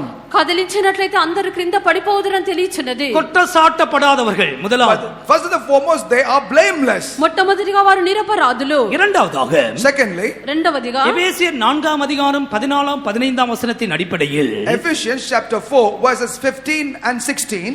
ఎఫెసీయులకు రాసిన పత్రిక 4వ అధ్యాయము 15 16 వాక్యములు. இவர்கள் ஆவிக்குரிய வாழ்க்கையிலே வளர்ந்த மனுஷராயிருப்பார்கள். And they are people who are well grown in the spiritual life. వీరు ఆత్మీయ జీవితమునందు ఎదిగినటువంటి వారు. ஒரு திடீர்னு உண்டான விஷயம் அல்ல அது. And this is not something that have taken place overnight. ఇది అకస్మాత్తుగా కలిగినటువంటిది కాదు. அவர்கள் படிப்படியாய் அவர்கள் வளர்ந்து வளர்ந்து ஒரு முதிர்ந்த நிலவரத்துக்கு வருகிறார்கள். Step by step they have grown and have come to this grown up mature stature. వీరు మెట్టు మెట్టుగా ఎదుగుతూ క్రీస్తు యొక్క సంపూర్ణతకు వచ్చినటువంటి వారు. மூன்றாவதாக Thirdly, మూడవదిగా முதலாம் கொரிந்தியர் 3ஆம் அதிகாரம் 11 இருந்து 15 மட்டும் படிக்கும் பொழுது as we read 1 Corinthians chapter 3 verses 11 through 15, మొదటి కొరింథీ 3వ అధ్యాయము 11వ వాక్యము నుండి 15వ వాక్యం వరకు చదివినప్పుడు எவ்விதமான அக்னி சோதனைகள் வந்தாலும் இவங்க ஆண்டவருக்காக சகித்துக் கொண்டே அதுல முன்னேறுவார்கள். whatever be the fiery trial that had haunted them, they endured all of that and steadfastly grown in the Lord. ఎటువంటి అగ్ని పరీక్షలు వీరికి కలిగినప్పటికీ ప్రభువు నిమిత్తము వీరు సహించుచూ ఉండెదరు. முறுமுறுக்க மாட்டார்கள். They will not murmur. వీరు సనుగుటలేదు. எவ்வளவு அக்னி சோதனைகள் வந்தாலும் கர்த்தருடைய வருகைக்கு போகிறவர்கள் அக்னி சோதனைகள் மத்தியில் இருந்தாலும் அவர்கள் சந்தோஷமாகவே இருப்பார்கள். However fiery a trial shall be, even in the midst of such a fiery trial, they shall not murmur, but they shall be rejoicing. వీరికి ఎన్ని అగ్ని పరిశోధనలు కలిగినప్పటికీ దాని మధ్యలో వీరు సనుగుచ్చు ఉండరు. దాని మధ్యలో వీరు సంతోషముగా ఉండెదరు. நான்காவதாக Fourthly, నాలుగవదిగా முதலாம் கொரிந்தியர் 6ஆம் அதிகாரம் 9ஆம் 10ஆம் வசனத்தில் 1 Corinthians chapter 6 verses 9 and 10. మొదటి కొరింథీ 6వ అధ్యాయము 9 10 వాక్యములు. வேசித்தனத்தில் ஈடுபடுகிறவர்கள் கர்த்தருடைய வருகைக்கு போக முடியாது. The fornicators shall not be caught up at the coming of the Lord. జారత్వము చేయనటువంటి వారు ప్రభు యొక్క రాకడలో ఎత్తబడరు. விபச்சாரத்திலும் வேசித்தனத்திலும் ஈடுபடுகிறவர்கள் கர்த்தருடைய வருகைக்கு போக முடியாது. They that are caught up or get themselves involved in fornication and adultery shall not be caught up at the coming of the Lord. చారులైనను వ్యభిచారులైనను ప్రభు యొక్క రాకడ యందు ఎత్తబడరు. கடைசியாக Finally, చివరిగా முதலாம் கொரிந்தியர் 9ஆம் அதிகாரம் 24 இருந்து 27 மட்டும் படிக்கும் பொழுது as we read 1 Corinthians chapter 9 verses beginning from 24 through 27, మొదటి కొరింథీ 9వ అధ్యాయము 24 నుండి 27 వరకు చదివినప్పుడు கர்த்தருடைய வருகையிலே காணப்படுகிறவர்கள் ஜெயாளிகளாய் ஜெயங்கொண்டவர்களாய் இருப்பார்கள். they that will be caught up at the coming of the Lord are the ones that have become overcomers. They are the victors. ప్రభు యొక్క రాకడలో ఎత్తబడినటువంటి వారు వారు జయవీరులై ఉన్నారు. ஆண்டவருக்கு மகிமை உண்டாகட்டும். Glory be to the Lord. ప్రభువుకు మహిమ కలుగును గాక. அருமையான கர்த்தருடைய ஜனமே, Beloved people of God, ప్రియమైన దేవుని జనులారా, இப்படிப்பட்டவர்கள் தான் கர்த்தர் வரும்போது அவரிடத்திலே சேர்க்கப்படுவார்கள். only such shall be gathered at the time of the Lord to be with him. ఇటువంటి వారే ప్రభు వచ్చినప్పుడు ఆయనతో పాటు చేర్చబడుదురు. இந்த தரிசனத்தோடு கர்த்தருடைய சபை காணப்பட வேண்டும். The church of God therefore will not be found with this vision in it. ఈ యొక్క దర్శనంతో దేవుని యొక్క సంఘము కనిపించవలెను. நாம் செய்கிறதான காரியங்கள் கர்த்தருடைய வருகைக்கு என்னை தடை பண்ணுமா என்று அடிக்கடி யோசித்து பார்க்க வேண்டும். Time to time we therefore will have to examine as to whether things that we do will hinder us from being caught up at the coming of the Lord. మనము చేయనటువంటి కార్యములు ప్రభు యొక్క రాకల్లో మనం ఎత్తబడకుండానట్లు ఆటంకపరచునని చెప్పి మనం తరచుగా పరీక్షించవలెను. கைவிடப்பட்டு போனால் அதோடு முடிந்தது பிரியமானவர்களே. If you are forsaken, that is it, beloved. After that everything is over. వదిలిపెట్టబడినట్లయితే దానితో అంతా ముగించబడిపోవచ్చున్నది. எனவே நாம் நம்முடைய கர்த்தரை சந்திக்க ஆயத்தமாக வேண்டும். And that is the reason why we all must get ready to meet our Lord. కావున మనం మన యొక్క దేవుణ్ణి ఎదుర్కొంటకు సిద్ధపడవలెను. மூன்றாவதாக அவர் சகோதரருக்கு சொல்லுகிற ஆலோசனை என்ன? And thirdly, as to what is the counsel that he provide unto the brethren. మూడవదిగా సహోదరులకు చెప్పినటువంటి మరొక ఆలోచన 2ஆம் அதிகாரத்தின் 13ஆம் வசனத்தை படியுங்கள். Chapter 2 verse 13. రెండో అధ్యాయము 13వ వాక్యము. கர்த்தருக்கு பிரியமான சகோதரரே, நீங்கள் ஆவியினாலே பரிசுத்தமாக்கப்படுகிறதுனாலும் சத்தியத்தை விசுவாசிக்கிறதுனாலும் ரட்சிப்படையும்படிக்கு ஆதி முதல் தேவன் உங்களை தெரிந்து கொண்டபடினாலே நாங்கள் உங்களை குறித்து எப்பொழுதும் தேவனை ஸ்தோத்திரிக்க கடனாளிகளா இருக்கிறோம். We are bound to give thanks always to God for you, brethren, beloved of the Lord, because God had from the beginning chosen you to salvation through sanctification of the Spirit and belief of the truth. தெய்வத்திற்கு ஸ்தோத்திரம். Praise be to the Lord. ప్రభువుకు స్తోత్రము. இங்கே அவர் சொல்லுகிற சத்தியம் என்ன? What is the truth that he refer here? ఇక్కడ ఆయన చెప్పినటువంటి సత్యం ఏమిటి? கர்த்தருடைய வருகை குறித்து அவர் பேசிவிட்டு அவர் என்ன சொல்லுகிறார்? After speaking about the coming of the Lord, what else he says? ప్రభు యొక్క రాకడను గురించి చెప్పి ఆయన మరలా ఏమి చెప్పుచున్నారు? பிரியமான சகோதரரே, நீங்கள் ஆவியினாலே பரிசுத்தமாக்கப்படுதல் வேண்டும். Beloved brethren of the Lord, you must be sanctified by the Spirit. ప్రభు వల్ల ప్రేమింపబడిన సహోదరులారా, ఆత్మ వలన మీరు పరిశుద్ధపరచబడవలెను. பரிசுத்தமாக்குதலுக்கு தேவன் சில பிரமாணங்களை வைத்திருக்கிறார். For the sanctification, God has a certain methods. పరిశుద్ధపరచబట్టకు ప్రభు కొన్ని ఆజ్ఞలను ఉంచినారు. அவர் முதலாவது இரத்தத்தினாலே மனுஷனை கழுவி சுத்திகரிக்கிறார். First and foremost, the Lord cleanses and sanctifies man by means of blood. మొదటిగా ఆయన రక్తము చేత కడిగి పరిశుద్ధపరచున్నారు. இரண்டாவது வசனம் அல்லது உபதேசத்தினாலே அவனை சுத்திகரிக்கிறார். Secondly, the Lord sanctified them by means of his word or the doctrine. రెండవదిగా వాక్యము లేక ఉపదేశము చేత పరిశుద్ధపరచున్నారు. மூன்றாவதாக ஆண்டவர் அவனுக்குள்ளே கொடுக்கிற பரிசுத்தம் பரிசுத்த ஆவியினாலே அவர்கள் பரிசுத்தமாக்கப்படுவது. Thirdly, the people are sanctified by means of the Holy Spirit of God which God gives to them. మూడవదిగా ప్రభునిలో ఇచ్చినటువంటి పరిశుద్ధత పరిశుద్ధాత్మ చేత పరిశుద్ధపరచబడుట ఉన్నది. ரோமர் 15 கூட நாம் அதை படிக்கிறோம். We can read about that also in the book of Romans chapter 15. రోమా 15వ అధ్యాయం అందు కూడా దాన్ని చదువుచున్నాము. 15 ஆவியினாலே பரிசுத்தமாக்கப்படுதலை குறித்து படிக்கிறோம். In chapter 15 verse 15 we read about being sanctified by the Spirit of God. 15వ అధ్యాయము 15 16 వాక్యములందు పరిశుద్ధాత్మ వలన పరిశుద్ధపరచబట్టను గురించి చదువుచున్నాము. சகோதரரே, கர்த்தர் ஏன் நம்மை தெரிந்து கொண்டார்? Beloved, why did the Lord choose us? సహోదరులారా, ప్రభు మనల్ని ఎందుకు ఏర్పరచుకొనిరి? ஏன் இந்த மகிமையான சத்தியத்துக்குள்ளே தேவன் நம்மை அழைத்து கொண்டு வந்தார்? Why did the Lord bring us into this glorious truth? ఎందుకు ప్రభు యొక్క మహిమగల సత్యములోనికి మనల్ని తోడుకొని వచ్చిరి? இந்த சத்தியத்திற்கு நீ வந்த மாத்திரம் அல்ல, பரிசுத்த ஆவியினாலே நீ பரிசுத்தமாக்கப்பட வேண்டும். Not only that you have come into the truth, but it is also expedient for you to be sanctified by the Holy Spirit of God. నీవు యొక్క సత్యంలోనికి వచ్చటం మాత్రమే కాదు, పరిశుద్ధాత్మ వలన పరిశుద్ధపరచబడవలెను. ரோமர் 8 அதிகாரத்தின் 13 வசனம் என்ன சொல்லுகிறது? What does the book of Romans chapter 8 verse 13 say? రోమా 8వ అధ్యాయము 13వ వాక్యం ఏమి చెప్పుచున్నది? மாம்சத்தின்படி பிழைத்தால் சாவீர்கள். If you walk according to the flesh, you shall die. శరీరానుసారముగా ప్రవర్తించినడలా మీరు చావవలసిన వారు. ஆவியினாலே, பரிசுத்த ஆவியினாலே சரீரத்தின் செய்கைகள் பழக்க வழக்கங்களை அழித்தால் பிழைப்பீர்கள். But if you through the Spirit mortify the deeds of the body, the activities of the body, you shall live. మీరు పరిశుద్ధాత్మ చేత శరీర క్రియలను మీ యొక్క ప్రవర్తనను చంపినడలా జీవించెదరు. ஆண்டவருக்கு மகிமை உண்டாகட்டும். Glory be to the Lord. ప్రభువుకు మహిమ కలుగును గాక. எனவேதான் பலி பொருட்களை பலிபீடத்தின் மேல் வைக்க வேண்டும். And that is the reason why the sacrificial matters will have to be kept upon the altar. కావున బలి వస్తువులను బలిపీఠం మీద పెట్టవలెను. அந்த பலிபீடத்தில் இருக்கிற அக்கினியானது பலி வஸ்துவை எரித்து சாம்பலாக்கும். The fire on the altar will consume the sacrifice and reduce that to ashes. ఆ యొక్క బలిపీఠం మీద ఉండినటువంటి అగ్ని బలి వస్తువులను అది బూడిదగా చేయుచున్నది. அதான் பரிசுத்தமாகுதல். And that is called being sanctified. అది పరిశుద్ధపరచబడుట. பழைய மனுஷனை களைந்து புதிய மனுஷனை தரித்து போடுதல். Removing the old man and being put on by a new man. ప్రాచీన మనుషుని విసర్జించి నవీన పురుషుని ధరించుకొనుడి. அந்த பரிசுத்த ஆவியினாலே மகிமையின் மேல் மகிமை அடைந்து மறுரூபப்பட்டு கொண்டே இருக்கிறோம். And it is by the Holy Spirit of God we receive glory upon glory and are being transformed. పరిశుద్ధాత్మ చేత మీరు మహిమ నుండి మహిమలోనికి వెళ్ళుడి. கர்த்தருக்கு மகிமை உண்டாகட்டும். Glory be to God. దేవునికి మహిమ కలుగును గాక. சகோதரரே, பரிசுத்த ஆவியினால் நீங்கள் பரிசுத்தமாக்கப்பட வேண்டும். Therefore ye brethren be sanctified by the Spirit of God. సహోదరులారా, మీరు పరిశుద్ధాత్మ చేత పరిశుద్ధపరచబడవలెను. நீ இந்த பரிசுத்த ஆவிக்கு இடம் கொடுத்திருக்கிறாயா? Have you given room and place for the Holy Spirit of God? నీవు యొక్క పరిశుద్ధాత్మకు చోటిచ్చుచున్నావా? அந்நிய பாஷைகளை பேசி தெய்வத்தை நீ இன்றைக்கு ஆராதித்தாயா? Did you speak in tongues even as you worship the Lord today? నేడు అన్య భాషలను మాట్లాడే దేవుణ్ణి ఆరాధించినావా? இந்த அக்கினி உனக்குள் இல்லை என்றால் இந்த சரீரத்தின் செய்கைகளை நீ எப்படி அழித்து போடுவாய்? If you do not have this fire in you, as to how shall you be able to modify the deeds of your flesh? ఈ యొక్క అగ్ని నీలో లేనట్లయితే శరీర క్రియలను ఏ రీతిగా చంపివేయుదువు? கர்த்தருடைய வருகையிலே எடுத்துக்கொள்ளப்படுகிறவர்கள் பரிசுத்த ஆவியினாலே பரிசுத்தமாக்கப்பட்டவர்களாய் இருப்பார்கள். Thou will be caught up at the coming of the Lord, are the ones that are sanctified by the Spirit of God. ప్రభు రాకడందు ఎత్తబడినటువంటి వారు పరిశుద్ధాత్మ చేత పరిశుద్ధపరచబడిన వారు. கர்த்தருக்கு மகிமை உண்டாகட்டும். Glory be to God. దేవునికి మహిమ కలుగును గాక. அதோடு சேர்ந்தவர் என்ன சொல்லுகிறார்? Together with that, what else he says? దానితో పాటు ఇంకా ఏమి చెప్పుచున్నారు? சத்தியத்தை விசுவாசிக்கிறதுனாலும் உங்களுக்கு ஒரு ரட்சிப்பு உண்டாக And போகிறது. because you believed in the truth, you have a salvation.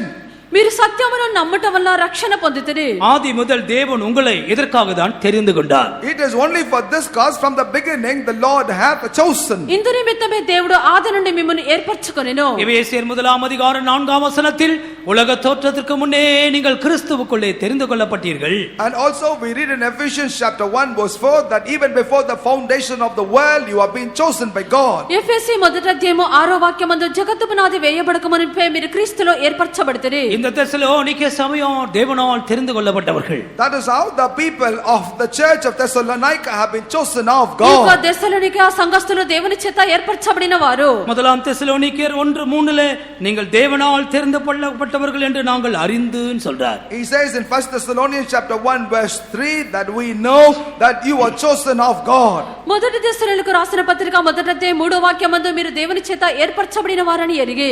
ஏன் ஆண்டவர் தெரிந்து கொண்டார்? Why did the Lord choose them? ఎందుకు ప్రభు ఏర్పరచుకొనిరి? தேவன் தன்னுடைய சுதந்திரராய் நம்மை தெரிந்து கொண்டார். The Lord had chosen us as his own treasure and inheritance. ప్రభువుకు మనము స్వాస్థ్యముగా ఉండు నిమిత్తమైన ఏర్పరచుకొనిరి. தேவனுடைய ராஜ்யத்தை சுதந்திரிக்கும்படியாய் நம்மை தெரிந்து கொண்டார். In order that we may inherit his kingdom, the Lord had chosen us. దేవుని యొక్క రాజ్యమునకు వారసులగుటకు ప్రభు మనల్ని ఏర్పరచుకొనిరి. எனவே அவர்கள் என்ன செய்ய வேண்டும்? As a result, therefore, what must they do? కావున వారు ఏమి చేయవలెను? சத்தியத்தை விசுவாசிக்க வேண்டும். They will have to believe in the truth. వారు సత్యమును నమ్మవలెను. தெய்வத்திற்கு மகிமை உண்டாகட்டும். Glory be to God. దేవునికి మహిమ కలుగును గాక. தேவன் நல்ல சத்தியங்களை சபைக்கு வெளிப்படுத்தி கொடுக்கிறார். Unto the church the Lord revealed precious truths. దేవుడు మంచి సత్యములను సంఘమునకు బోధించున్నారు. இதை விசுவாசிக்கிறவர்கள் இந்த சத்தியத்தினாலே அவர்கள் பரிசுத்தமாக்கப்படுகிறார்கள். They that believe in the truth, by the truth they are sanctified. ఈ యొక్క సత్యమును ఎవరైతే నమ్ముచున్నారో ఈ యొక్క సత్యం వల్ల వారును పరిశుద్ధపరచబడుచున్నారు. எனவேதான் 14ஆம் வசனத்திலே பரிசுத்த பவுல் என்ன சொல்லுகிறார்? And that is the reason why St. Paul says in verse 14, కావున 14వ వాక్యమందు పరిశుద్ధ పౌలు ఏమి తెలియపరుచున్నారు? நம்முடைய கர்த்தராகிய இயேசு கிறிஸ்துவின் மகிமை அடையும் பொருட்டாக எங்கள் சுவிசேஷத்தினாலே அந்த ரட்சிப்புக்கு அவர் உங்களை அழைத்தார். whereunto he called you by our gospel to the obtaining of the glory of our Lord Jesus Christ. మీరీలాగున రక్షింపబడి మన ప్రభువైన యేసుక్రీస్తు యొక్క మహిమను పొందవలని ఆయన మా సువార్త వల్ల మిమ్మును పిలిచెను. தேவன் நம்மை இந்த விசேஷித்த அனுபவத்திற்காக தெரிந்து கொண்டார். The Lord had chosen us for this sublime and a special experience. ప్రభు మన యొక్క ప్రత్యేకమైన అనుభవ నిమిత్తము ఏర్పరచుకొనిరి. இதை மனதிலே வைத்துக் கொண்டு இந்த விசுவாச பிரயாணத்தில் முன்னேறி கொண்டே இருக்க வேண்டும். Bearing this in our mind only, we will have to press forward in this faith journey. దీన్ని మన యొక్క మనసునందు ఉంచుకొని ఈ యొక్క విశ్వాస ప్రయాణమునందు ముందుకు సాగవలెను. நான்காவதாக அவர் என்ன சொல்லுகிறார்? What does he say as the fourth thing? నాలుగవదిగా ఆయన ఏమి చెప్పుచున్నారు? 2ஆம் அதிகாரம் 15ஆம் வசனம். Let us read chapter 2 verse 15. 2వ అధ్యాయము 15వ వాక్యము. ஆகையால் சகோதரரே, நீங்கள் நிலை கொண்டு வார்த்தையினாலாவது நிருபத்தினாலாவது நாங்கள் உங்களுக்கு உபதேசித்த முறைமைகளை கற்றுக்கொள்ளுங்கள். Therefore, brethren, stand fast and hold the traditions which ye have been taught, whether by word or our epistle. தெய்வத்திற்கு ஸ்தோத்திரம். Praise be to the Lord. ప్రభువుకు స్తోత్రము. இந்த இடத்திலும் ரெண்டு காரியங்களை குறித்து சொல்லுகிறார். Here again he speaks about two things. ఇక్కడ రెండు విషయముల గురించి చెప్పెను. ஒன்று நிலைத்திருத்தல். First and the foremost is to steadfastly abide. ఒకటి నిలకడగా ఉండుడి. ஒரு தேவனுடைய பிள்ளை நிலைத்திருக்கிறவனாக இருக்க A வேண்டும். child of God will have to be steadfastly abiding. ఒక దేవుని యొక్క బిడ్డ నిలకడగా ఉండువారై ఉండవలెను. ஆண்டவராகிய இயேசு தன்னுடைய சீஷர்களுக்கு சொல்லும் பொழுது, When Lord Jesus spake with his disciples, ప్రభువైన యేసుక్రీస్తు తన యొక్క శిష్యులతో చెప్పునప్పుడు என்னிலே நிலைத்திருங்கள் என்று சொன்னார். abide in me. నా యందు నిలిచిండుడు అని చెప్పెను. கர்த்தருக்கு மகிமை உண்டாகட்டும். Glory be to God. దేవునికి మహిమ కలుగును గాక. என்னுடைய அன்பிலே நிலைத்திருங்கள். Abide in my love. నా ప్రేమ యందు నిలిచియుండుడి. விசுவாசத்திலே நிலைத்திருங்கள். Abide in the faith. విశ్వాసమునందు నిలకడగా ఉండుడి. அழைப்பிலே நிலைத்திருங்கள். Abide in your calling. మీ యొక్క పిలుపునందు మీ నిలకడగా ఉండుడి. உபதேசத்திலே நிலைத்திருங்கள். Abide in the doctrine. ఉపదేశమునందు నిలకడగా ఉండుడి. பவுல் தீமோத்தேயுக்கு சொல்லுகிறார், நீ கற்று நிச்சயித்து கொண்டவைகளிலே நிலைத்திரு. And that's the reason why Saint Paul counseling Timothy says, abide in what you have learned and lived by. పరిశుద్ధ పౌలు తిమోతికి వ్రాయించినాడు, నీవు నేర్చుకుని ఉన్న వాటి యందు నువ్వు నిలకడగా ఉండుము. தெசலோனிக்கேயருக்கு சொல்லுகிறார், நீங்கள் கர்த்தருக்குள் நிலைத்திருந்தால் நாங்கள் பிழைத்திருப்போம். Unto the Thessalonians he says, if you abide in Christ we shall live. తెస్సలోనికలకు పౌలు రాయించినారు, మీరు ప్రభువునందు నిలిచినట్లయితే మేము జీవించగలము. சகோதரரே நிலை கொண்டிருங்கள். Beloved brethren, be steadfast. సహోదరులారా మీరు నిలకడగా ఉండుడి. பயங்கரமான சோதனைகள் போராட்டங்கள் வரத்தான் செய்யும். For terrible trials and struggles might come. భయంకరమైన పోరాటము శోధనలు వచ్చును. உன்னுடைய அழைப்பு எப்படியோ, உன்னுடைய தெரிந்து கொள்ளுதல் எப்படியோ அதற்கேற்ற அசைவுகள் உன் வாழ்க்கையில் வரத்தான் செய்யும். As to how is your calling and as to how is your election, so shall be the trials come in your life to shake you. నీ యొక్క పిలుపు, నీ యొక్క ఏర్పాటు ఎలాగున్నదో దానికి తగినట్లుగా నేను కదిలించినటువంటి కార్యములు కలుగును. கர்த்தராகிய இயேசு சொல்லுகிறார், நிலைத்திருங்கள்.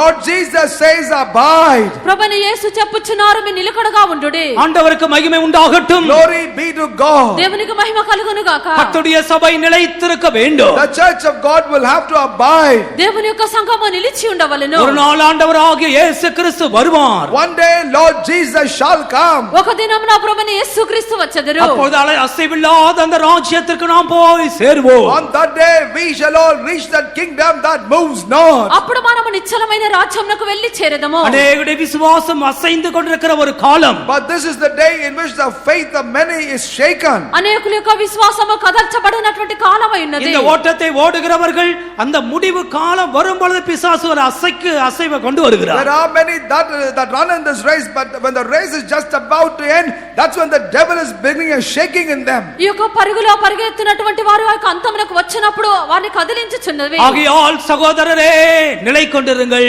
Therefore, beloved brethren, be steadfast. కావున సహోదరులారా మీరు నిలకడగా ఉండుడి. சியோன் பர்வதம் அசையாமல் நிலைத்திருக்கிற பர்வதம். The mount of Zion is unmovable and unshakable. సియోను పర్వతం అది ఎన్నడూ కూడా కదల్చబడలేనటువంటి పర్వతము. கர்த்தரை முன்பாக வைத்து ஜீவியுங்கள், நீங்கள் அசைக்கப்பட மாட்டீர்கள். Therefore, keep the Lord always before you, then you shall not be shaken. ప్రభువుని ఎల్లప్పుడూ మీ ఎదుట ఉంచుకొని మీరు జీవించుడి, మీరు కదల్చబడరు. அதோடு கூட அவர் என்ன சொல்லுகிறார்? Together with that, what else he says? దానితో పాటు ఇంకా ఏమి చెప్పిరి? நாங்கள் உங்களுக்கு உபதேசித்த அந்த கஷ்டம், அந்த முறைமைகளை கைக்கொள்ளுங்கள். Also uphold or keep up the tradition which we have taught to you. మేము మీకు బోధించినటువంటి విధులను చేపట్టుడి. சில முறைமைகள் உண்டு பிரியமானவர்களே. There are certain traditions, there are certain customs. ప్రియులారా కొన్ని విధులు పారంపర్యములు కలవు. இந்த சபைக்கென்று சில முறைமைகள் இருக்கிறது. For this church there is a tradition or a custom. ఈ యొక్క సంఘం నిమిత్తము కొన్ని విధులు కలవు. கர்த்தருக்கு மகிமை உண்டாகட்டும். Glory be to God. దేవునికి మహిమ కలుగును గాక. அது பரிசுத்தவான்கள் நமக்கு உபதேசித்த முறைமைகள். And these are the traditions and the practices that the saints of God have taught us. పరిశుద్ధులు మనకు బోధించినటువంటి విధులు. இந்த முறைமைகளிலே நீங்கள் கைக்கொள்ளுங்கள். You should observe, keep up these traditions. ఈ యొక్క విధులను మీరు చేపట్టుడి. தெய்வத்திற்கு மகிமை உண்டாகட்டும். Glory be to God. దేవునికి మహిమ కలుగును గాక. ஒன்றும் அற்பமாக எண்ணப்படக்கூடாது. Do not despise anything. దేనిని కూడా మనము అల్పముగా ఎంచకూడదు. ஐந்தாவதாக அவர் என்ன சொல்லுகிறார்? What did he say as the fifth thing? ఐదవదిగా ఏమి చెప్పుచున్నాడు? 3ஆம் அதிகாரம் முதல் 2 வசனங்கள். Chapter 3, first 2 verses. 3వ అధ్యాయము మొదటి 2 వాక్యములు. கடைசியாக சகோதரரே, உங்களிடத்தில் கர்த்தருடைய வசனம் பரம்பி மகிமைப்படுகிறது போல எவ்விடத்திலும் பரம்பி மகிமைப்படும்படிக்கும் துர்க்குணராகிய பொல்லாத மனுஷர் கையினின்று நாங்கள் விடுவிக்கப்படும்படிக்கும் எங்களுக்காக வேண்டிக் கொள்ளுங்கள். விசுவாசம் எல்லாரிடத்திலும் இல்லையே. Finally, brethren, pray for us that the word of the Lord may have free course and be glorified even as it is with you, and that we may be delivered from unreasonable and wicked men, for all men have not faith. தெய்வத்துக்கு ஸ்தோத்திரம். Praise be to the Lord. ప్రభువుకు స్తోత్రము. இங்க ரெண்டு காரியங்களை சொல்லுகிறார். Here, two things he referred to. ఇక్కడ రెండు విషయములను చెప్పుచున్నాడు. இது ரெண்டும் அவர்களுக்காக ஜெபிக்க வேண்டிய விஷயங்கள். These are the two things for which they will have to be praying for him. ఈ యొక్క రెండును ఆయన నిమిత్తము ప్రార్థింపవలసిన విషయములు. உங்களிடத்தில் கர்த்தருடைய வசனம் பரம்பி மகிமைப்படுகிறது போல எல்லா இடத்திலும் வசனம் பரம்ப வேண்டும். As to how the word of the Lord having a free course amongst you in the same way, it must have a free course elsewhere and be glorified. మీలో జరుగుచున్న ప్రకారము ప్రభు వాక్యము శీఘ్రముగా వ్యాపించి మహిమపరచబడవలెను. நம்முடைய தமிழ் பத்திரிகையிலே பாஸ்டர் டானை பத்தி எழுதிட்டு வரார்கள். In our Tamil magazine, it's written about our pastor Don. మన యొక్క తమిళ పత్రికలో పాస్టర్ డాన్ గారి గురించి వ్రాయిచున్నారు. அதுல ஒரு தரிசனமோ சொப்பனம் பத்தி எழுதப்பட்டிருக்கு. ஒரு சுவத்திலிருந்து ஒரு கல், ஒரு சுவத்தை துவாரம் போட்டு அதுல இருக்கிற செங்கல் எல்லாம் ஒவ்வொரு சுவிசேஷர்களா பல தேசங்களுக்கு போகிறதாக ஒரு சொப்பனம் கண்டாராம். It seems one man had a vision, and that vision goes like this: there is a wall full of bricks, and every brick has got a name of a missionary who'd been to many nations. ఆయన ఒక కళను చూచినారు. ఆ యొక్క కళ ఏంది, ఒక గోడలో నుండి అనేకమైన ఇటుకలు తీయబడినట్లుగా దాని నుండి అనేక మంది సువార్థికులు బయలుదేరినట్లుగా చూచినారు. ஒரு சகோதரன் சுயாதீன ஊழியக்காரர் என்னை பார்க்க வந்தார். There was an independent brother, independent minister had come to see me. స్వాతంత్ర్యంగా సేవ చేయనటువంటి ఒక సహోదరుడు నన్ను చూచుటకు వచ్చిరి. அவர் జీసస్ కాల్స్ లో இருந்தவர். He was part of Jesus Calls once. ఆయన జీసస్ కాల్స్ లో ఉండినటువంటి వారు. அவர் நம்முடைய ஊழியத்தை குறித்து சில குறைகளை சொல்லிக் கொண்டிருந்தார். And he was speaking about certain things, he was blaming certain things about our ministry. ఆయన మన యొక్క సేవను గురించి కొన్ని కొరతలను మాట్లాడుచుండిరి. நீங்க எல்லாம் அப்படி இருக்கிறதுனால தான் உங்களுடைய ஊழியம் வளர்ச்சி இல்லாம இருக்குன்னு சொன்னார். And he went on to say, because you're all like this, your ministry is not expanding. మీరు ఇలాగున ఉండుట చేతనే మీ యొక్క సేవ విస్తరించటలేదు. நான் சொன்னேன், நான் அட்ரஸ் புக் எடுத்து காட்டினேன். Then I picked up our address book and showed to him. నేను మన యొక్క విలాసంలో ఉండినటువంటి పుస్తకమును చూపించినాను. இந்த சபை எத்தனை பேர்ல இயங்குது உங்களுக்கு தெரியுமான்னு கேட்டேன். Do you know as to what are different names in which this church exists in different parts of the world? ఈ యొక్క సంఘము ఎన్ని పేర్లలో ఎక్కడెక్కడ ఉండినదో మీకు తెలియనా అని అడిగినాను. அப்பொழுதே 17 பெயர்களிலே நம்முடைய சபை எங்கிட்டு இருக்கு. எங்களுக்கு எத்தனை பேருக்கு தெரியுமோ தெரியாது. நமக்கு தெரிஞ்சதெல்லாம் டிபிஎம் தான். நமக்கு சபைக்கு எத்தனை பேருக்கு தெரியுமா? Do you know as to how many different names we have of our church across the world? You might only know TPM. நீங்க அமெரிக்காவுல பார்த்தா டிபிஎம் அது என்னன்னு கேட்பாங்க. அங்க போனா நியூ டெஸ்டமென்ட் சர்ச் NTC னா உங்களுக்கு தெரியும். In America we are not called as TPM, we are called as New Testament Church. ఇక్కడ మనకు ఈ యొక్క టిపిఎం సంఘం అని మాత్రమే తెలియను. అమెరికా దేశంలోకి వెళ్ళినట్లయితే క్రొత్త నిబంధన సంఘం అని చెప్పినప్పుడు మాత్రమే తెలియను. எத்தனையோ பெயர்களிலே இயங்கிக் கொண்டிருக்கிறது. And in several different names our ministry is in operation. మన యొక్క సంఘమునకు అనేకమైనటువంటి పేర్లు ఉంచబడినవి. மகா பெரிய தயவுனால் இந்த அப்போஸ்தல உபதேசம் எத்தனையோ நாடுகளுக்கு போய்க்கொண்டே இருக்கிறது. And because of the great grace of God, this apostolic doctrine is going on spreading amidst many nations. దేవుని యొక్క కృపను బట్టి అనేక దేశములలోనికి ఈ యొక్క అపోస్తలుల యొక్క ఉపదేశము వ్యాపించున్నది. இதுக்கு நமக்கு முன்பாக இருக்கிற பரிசுத்தவான்கள் இந்த தரிசனத்தை பெற்று அவர்கள் போய் இந்த ஊழியங்களை செய்து கொண்டிருக்கிறார்கள். Our saints of God are the one that have received this vision, and they are before us leading us in this ministry. మనకు ముందుగా ఉండినటువంటి పరిశుద్ధుల యొక్క దర్శనమును పొంది ఈ యొక్క సేవని వెళ్లి చేయించున్నారు. அவர் இந்த அட்ரஸ் புக்கை பார்த்து ஒரு பாட்டு சைலண்டா போயிட்டார். When he looked at the address book, he had no more words but retreated in silence. ఆ యొక్క అడ్రస్ బుక్ చూసిన వెంటనే నెమ్మదిగా వెళ్ళిపోయినారు. நாங்க போட்டோ எல்லாம் பிடிச்சி மேகசின்ல போட்டுட்டு அல்லது எங்கேயோ போட்டுட்டு அப்படி ஒரு நோக்கத்தோடு இல்லை இந்த சபை. Our church does not have a concept of taking pictures, publishing that in our magazines in order to promote us to who we are. మనం ఫోటోలు తీయచ్చు, మన పత్రికల్లో వేయట మన యొక్క సేవ అది కాదు. இதுக்குன்னு ஒரு ட்ரெடிஷன் இருக்கு. There is an exclusive tradition for this church. దీని నిమిత్తము మనకు ఒక విధులు కలవు. அதல நாம் கடைசி மறுக்க நிற்கணும், அதற்காக ஜெபிக்கணும். Until the very end we must be steadfastly found in that, for which we all will have to pray. దాని యందు మనం అంతవరకు నడుచున్నట్లుగా మనం ప్రార్థింపవలెను. இந்த ஆழமான சத்தியங்கள் முழு உலகத்திற்கு போகணும், பரம்ப வேண்டும், அதற்காக ஜெபம் பண்ணுங்கள். However, this deeper doctrine will have to spread and have free course around the whole world, for which you all will have to pray. ఈ యొక్క లోతైనటువంటి సత్యములు సర్వలోకమంతటికి వ్యాపించవలెను, అంత నిమిత్తము ప్రార్థించుడి. இரண்டாவது என்ன சொல்லுகிறார்? What does he say subsequently? రెండవదిగా ఏమి చెప్పెను? துர்க்குணம் கொண்ட பொல்லாத மனுஷர் கையிலிருந்து நாங்கள் விடுவிக்கப்படணும், எங்களுக்காக ஜெபிங்கன்னு சொல்றார். Please pray that we may be delivered from the unreasonable and wicked men. మూర్ఖులైన దుష్ట మనుషుల చేతుల నుండి తప్పింపబడు నిమిత్తము మా కొరకు ప్రార్థించుడి. దైవத்திற்கு மகிமை உண்டாகட்டும். Glory be to God. దేవునికి మహిమ కలుగును గాక. யார் இந்த துர்க்குண மனுஷர்கள்? Who are these unreasonable men? ఈ యొక్క మూర్ఖులైన దుష్ట మనుషులు ఎవరు? பரிசுத்த பவுல் 2 வசனங்களிலே ஒரு குறிப்பிட்ட நபரை குறித்து சொல்லுகிறார். In 2 verses Saint Paul is making a mention about a particular individual. పరిశుద్ధ పౌలు 2 వాక్యములందు ఒక గుర్తింపబడిన వ్యక్తిని గురించి తెలియపరుచున్నారు. అపోస్తలర్ 17:5, Acts of the Apostles chapter 17 verse 5, అపోస్తలుల కార్యములు 17వ అధ్యాయము 5వ వాక్యము, రోమర్ 15:31, and Romans 15:31. రోమా 15వ అధ్యాయం 31వ వాక్యము. ரெண்டும் விசுவாசம் இல்லாத மனுஷரை குறித்து சொல்லுகிறது. And both of these verses refer to men and women that do not have faith. ఈ యొక్క రెండు వాక్యం ఎందు విశ్వాసం లేనటువంటి వారిని గురించి இந்த சபைக்குள் இருக்கலாம், ஆனால் இந்த சபையின் சத்தியத்தில் உனக்கு விசுவாசம் இல்லை என்றால் நீ இந்த சபைக்கு எதிரியாக போவாய். You may be in the church, but if you do not have faith in the doctrine of the church, you shall turn out to be an adversary for the church. నీవు యొక్క సంఘములో ఉండవచ్చును, అయితే దీనికి తగినటువంటి విశ్వాసమును నీకు లేకుండా పోయినట్లయితే సంఘమునకు విరోధిగా మారెదవు. அவர்கள் தான் துர்க்குணராகிய பொல்லாத மனுஷர்கள். And those are the unreasonable wicked men. వారే మూర్ఖులైనటువంటి దుష్ట మనుషులు. பரிசுத்த பவுல் நாட்களிலே அவருக்கு விரோதமாக எழும்பின மனுஷர்கள் விசுவாசம் இல்லாதவர்களாக இருந்தார்கள். In the days of Saint Paul, those people that arose against Saint Paul were the ones that did not have the faith. పరిశుద్ధ పౌలు యొక్క కాలమునందు ఆయనకు విరోధముగా లేచినటువంటి వారు విశ్వాసము లేనటువంటి వారు. ஆண்டவருக்கு மகிமை உண்டாகட்டும். Glory be to God. దేవునికి మహిమ కలుగును గాక. ஆறாவது விஷயத்துக்கு வருவோம். Let us come to the sixth thing. ఆరో విషయమునకు వచ్చేదము. 3ஆம் அதிகாரம் 6ஆம் வசனத்தை படியுங்கள். Chapter 3 verse 6. 3వ అధ్యాయము 6వ వాక్యము. மேலும் சகோதரி, எங்களிடத்தில் ஏற்றுக்கொண்ட முறைமையின்படி நடவாமல் ஒழுங்கற்று நடக்கிற எந்த சகோதரனையும் நீங்கள் விட்டு விலக வேண்டும் என்று நம்முடைய கர்த்தராகிய இயேசு கிறிஸ்துவின் நாமத்தினாலே உங்களுக்கு கட்டளையிடுகிறோம். We command you, brethren, in the name of our Lord Jesus Christ, that ye withdraw yourselves from every brother that walketh disorderly, and not after the tradition which he received of us. தெய்வத்திற்கு ஸ்தோத்திரம். Praise be to the Lord. ప్రభువుకు స్తోత్రము. இங்கே விட்டு விலக வேண்டிய ஆட்களை குறித்து சொல்லிக் கொடுக்கிறார். Here he teaches about the men from whom they should withdraw.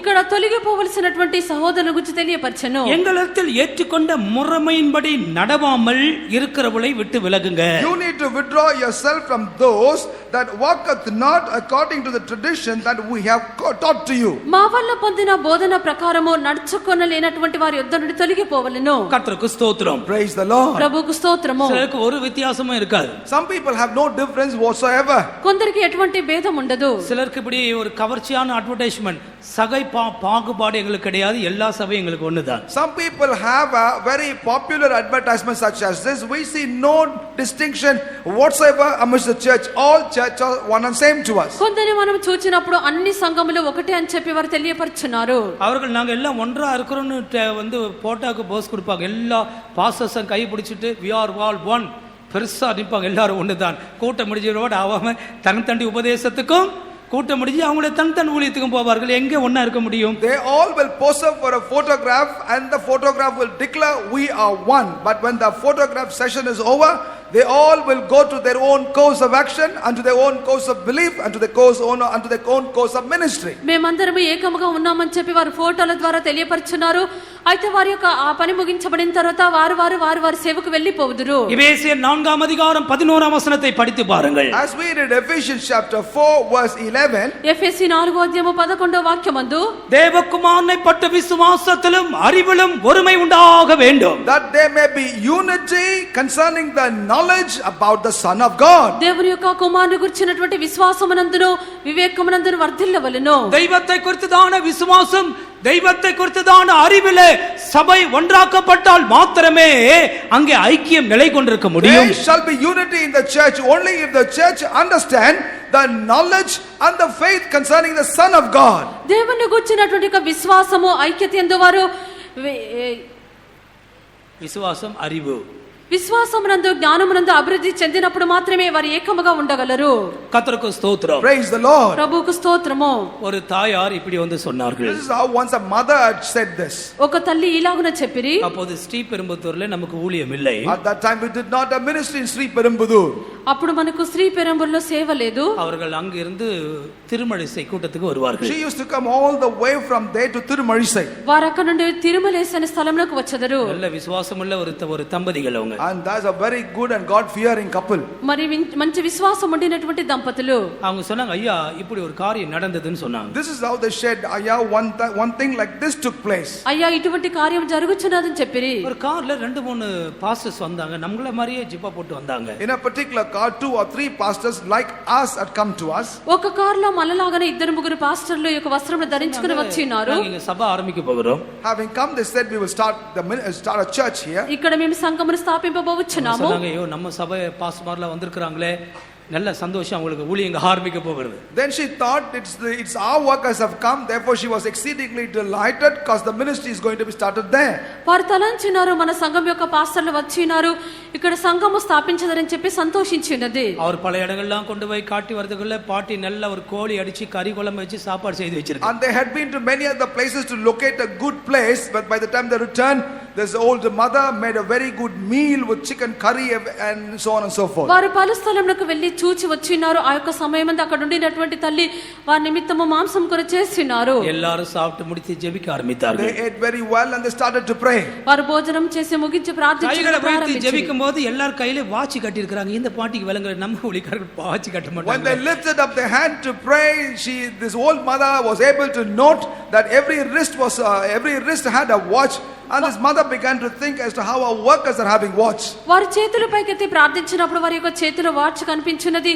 మన యొక్క సేవకులు ధరించరు కదా అని అప్పుడే తలంచినది. அதே சமயத்தில் கர்த்தருக்காக பிரயாசப்படுகிற ஊழியர்களை நாங்கள் வெறுக்கவில்லை, நேசிக்கிறோம், அவர்களுக்காக ஜெபிக்கிறோம். At the same time, please understand, we do not hate or despise any servant of God that faithfully work for the Lord. We love them, we even encourage them. అదే సమయమందు దేవుని నిమిత్తము ప్రయాసపడినటువంటి సేవకులను మేము ద్వేషించటలేదు, వారిని మేము ప్రేమించున్నాము. மற்ற எத்தனையோ ஆப்பிரிக்க தேசங்களிலே மற்ற சபையோடு சேர்ந்து நாம் ஊழியம் செய்கிறோம். In African continent, together with other churches, we also minister to the people of that land. Africa దేశమునందు ఇతర సంఘములతో చేరి మన యొక్క సంఘస్థలము కూడా సేవను చేయుచున్నాము. இந்த உபதேசத்துக்குள்ள இந்த விசுவாசத்துக்குள்ள ஒரு மனுஷன் இருப்பான் என்றால் எங்களுடைய இருதயம் அவங்களோடு கூட சேர்ந்து இருக்கும். If a man abide in this faith and abide in this truth, our heart is one with them.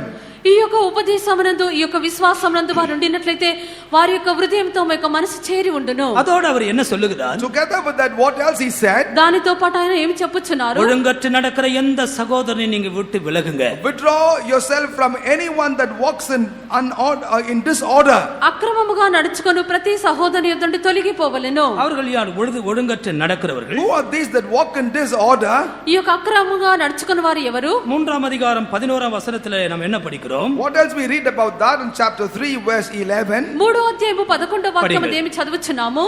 உங்களில் சிலர் யாதொரு வேலையும் செய்யாமல் வீண் அலுவற்காரராய் ஒழுங்கற்று திரிகிறாள் என்று கேள்விப்படுகிறோம். We hear that there are some which walk among you disorderly, not working at all, and are busy bodies. கர்த்தருடைய வருகை குறித்து ஒரு எழுதிருந்து அநேகர் நினைச்சிட்டாங்க நாளைக்கே வந்துரும் போல தெரியுதுன்னு எல்லாம் வேலையை ரிசைன் பண்ணிட்டு வீட்லயே உட்கார்ந்து சாப்பிட ஆரம்பிச்சிட்டாங்க. When he wrote about the fact of the coming of the Lord, they thought the Lord is going to come the next day. Therefore, they stopped even working, sat back at home, began to eat and remain lazy. ప్రభు యొక్క రాకడ గురించి తెలియపరిచిన వెంటనే రేపే ప్రభు రాకడ వచ్చునని చెప్పి వారు చేయవలసినటువంటి పని వదిలిపెట్టి వారి ఇంట్లో ఉండి భుజించుటకు ప్రారంభించిరి. ஒருவனுக்கு வேலை செய்ய மனதில்லையா இல்லை என்றால் அவன் சாப்பிட கூடாது. If a man does not have the mind, the law of the Bible says, if a man does not have mind to work, he shall not eat. ఎవడైనను పని చేయనొల్లని ఎడల వాడు భోజనము చేయకూడదు. ఇది పరిశుద్ధ గ్రంథం యొక్క ఆజ్ఞ ఉన్నది. அதுக்கு எந்த வேலையும் செய்யறது கிடையாது. Some people do no work at all. కొందరు ఏ పని చేయటలేదు. அவங்க வீண் அலுவல்காரர்களா, வீண் officer. And they are like busy buddies. వారు ఊరికే వదిలిపోతులై ఉన్నారు. ஒழுங்கற்று சுற்றி திரிகிறார்கள். வேலை கிடையாது, திரிஞ்சிக்கிட்டே இருக்க வேண்டியது. Have no work to do, but in disorder they roam everywhere. వారికి పని లేదు, వారు ఊరికే తిరుగుచూ ఉండెదరు. 12వ వచనத்தில் என்ன சொல்லுகிறான்? What does he say in verse 12? 12వ వాక్యమందు ఏమి చదువుచున్నాము? இப்படிப்பட்டவர்கள் அமைதலோடு வேலை செய்ய, அமைதல் இப்படி வீணா சுத்துறவங்க அமைதலா வேலை செய்ய மாட்டாங்க. அதனால தான் சொல்றாரு, நீ அமைதலா வேலை செய்ப்பா, ஒரு வேலைக்கு போனா அமைதலா இரு, அந்த மேல இருக்கிற அந்த அதிகாரி சொல்றதை கேளு, கீழ்ப்படிஞ்சு அமைதலோடு வேலை செய்ய, பரபரப்பா இருக்காத. About them he says that you shall with all quietness must do that work. That means people of this kind will hardly go to work. Even if they go, they will be very anxious. That's why he say you might be quiet and in obedience you shall work in that place. అటువంటి వారు నెమ్మదిగా పని చేయవాలని చెప్పి తెలియపరచున్నాడు. నెమ్మదిగా చెప్పినప్పుడు వారు పని స్థలంలో ఎందు వారు పరల జోలికి పోవచ్చు ఉండకూడదు. నెమ్మదిగా వారికి ఇచ్చినటువంటి పని వారు నెరవేర్చవలెను. தங்கள் சொந்த சாப்பாட்டை முந்தி சாப்பிடுங்கள். And you will have to partake with your food first. సొంతముగా సంపాదించుకున్న ఆహారంలో భుజింపవలెను. கர்த்தருக்கு மகிமை உண்டாகட்டும். Glory be to God. దేవునికి మహిమ కలుగును గాక. சோம்பற்காரராய் வீடு வீடாய் சுற்றக்கூடாதுன்னு சொல்லப்பட்டிருக்கு. And it is mentioned here, as lazy and as busy bodies, you must not go house to house. సోమరులుగా ఉండి ఇంటింటికి తిరగకూడదు. ஒழுங்கற்று நடக்கிற சகோதரனை விட்டு விலகுங்க. You have to therefore withdraw yourself from a brother who walks in disorderliness. అక్రమముగా నడుచుకొను ప్రతి సహోదరుని యొద్ద నుండి తొలగిపోవలెను. அசுத்த பழக்க வழக்கங்களோடு இருக்கிற சகோதரனை விட்டு விலகு. Also withdraw yourself from a brother who has got a filthy habits. అపవిత్రమైన అలవాట్లు ఉండినటువంటి సహోదరుని యొద్ద నుండి తొలగిపోవలెను. கடைசியாக அவர் என்ன சொல்லி முடிக்கிறார்? Finally, what did he say to conclude? చివరిగా ఏమి చెప్పి ముగించెను? 13-14 వచనங்கள். Verses 13 and 14. 13-14 వాక్యములు. சகோதரரே, நீங்கள் நன்மை செய்வதிலே சோர்ந்து போகாமல் இருங்கள். மேலும் இந்த நிருபத்தில் சொல்லிய எங்கள் வசனத்துக்கு ஒருவன் கீழ்ப்படியாமற் போனால் அவனை குறித்து கொண்டு அவன் வெட்கப்படும்படிக்கு அவனுடனே கலவாதிருங்கள். Ye brethren, be not weary in well doing. And if any man obey not our word by this epistle, note that man and have no company with him, that he may be ashamed. நன்மை செய்வதிலே சோர்ந்து போகாதிருங்கள். Be not weary in well doing. మీరైతే మేలు చేయుటలో విసుగవద్దు. நன்மை செய்தலே தளர்ந்து போக கூடாது என்று கலாத்தியருக்கு எழுதுகிறார். Unto the Galatians he says, let your hands not become tired in doing good. గలతీలో మనము చదివినప్పుడు మేలు చేయుటందు అలసిపోకూడదు. யோவான் அப்போஸ்தலன் எழுதும்போது நன்மை செய்கிறவன் தேவனால் உண்டாயிருக்கிறான். Even Apostle John, while writing, he says, he that render good is born or made of God. అపోస్తలుడైన యోహాను వ్రాసినప్పుడు మేలు చేయవాడు దేవుని చేత కలుగజేయబడిన వాడు. விசுவாச குடும்பங்களுக்கு நன்மை செய்யுங்கள். Therefore unto the families of faith render good deeds. విశ్వాస కుటుంబములకు మేలు చేయుడి. நீ உயர்த்தப்பட்டிருக்கும்போது மற்றவர்களை நினைத்துக்கொள். When you are exalted, remember others. నీవు హెచ్చింపబడినప్పుడు ఇతరులను జ్ఞాపకము చేసుకొనుము. சகோதரரே, நன்மை செய்வதிலே சோர்ந்து போகாதிருங்கள். Brethren, be not weary in doing good. సహోదరులారా, మేలు చేయుటలో విసుగవద్దు. எத்தனையோ பிள்ளைகளுக்கு பரீட்சைக்கு ஃபீஸ் கட்டுற நெருக்கத்துல பெற்றோர் உட்கார்ந்து இருக்கிறாங்க. There are many parents that do not know as to how they will pay fee for the children. ఎంతో మంది తల్లిదండ్రులు తమ యొక్క పిల్లలకు డబ్బులు కట్టలేక కష్టపడుచున్నారు. கடந்த வருஷம் எங்களால் இயன்ற அளவுக்கு நாம் சில பெற்றோருக்கு உதவி செய்தோம். Last year, as much as possible, we have given from the church to certain parents. పోయిన సంవత్సరం నందు మాకు వీలైనంత వరకు కొందరికి సహాయం చేస్తున్నాము. கடந்த வருஷத்துல உதாரணத்துவமா சில ஏழை பிள்ளைகளுக்கு சில விசுவாசிகள் உதவி செய்தார். Also, there were certain believers last year, they very liberally provided for the needy children for their education. పోయిన సంవత్సరం నందు కొంతమంది విశ్వాసులు పేద పిల్లలకు సహాయం చేస్తున్నారు. இதெல்லாம் மனதிலே வைத்துக் கொள்ளுங்கள். Please bear all these things in your mind. ఇవన్నీ మీ యొక్క మనసునందు ఉంచుకొనుడి. உங்களுடைய ஐஸ்வர்யம் அந்த தரித்திரமான பிள்ளைகளுக்கு உதவியாக இருக்கட்டும். May your wealth therefore be a help unto those children that are in need. మీ యొక్క ఐశ్వర్యము పేదలైన పిల్లలకు సహాయముగా ఉండనివ్వండి. அப்போஸ்தல சபை சமநிலை பிரமாணத்துக்கு உட்பட்டது என்பதை மறந்து Never போகாதீர்கள். forget the fact that the apostolic church is subjected to the law of equality. ఈ యొక్క అపొస్తలుల యొక్క సంఘం అన్నది అంతయు సమిష్టిగా అనుభవింపవలసినది. நன்மை செய்வதிலே சோர்ந்து போகாதீர்கள். Therefore be not weary in doing good. మేలు చేయుటలో విసుగకూడదు. அதோட கூட அவர் என்ன சொல்லி முடிக்கிறார்? Together with that, what else he said before conclusion? దానితో పాటు ఏమి తెలియపరచున్నారు? இந்த நிருபத்தில் சொல்லியபடி யாராவது கீழ்ப்படியவில்லை என்றால் அவன் பேரை எழுதுகின்றார்.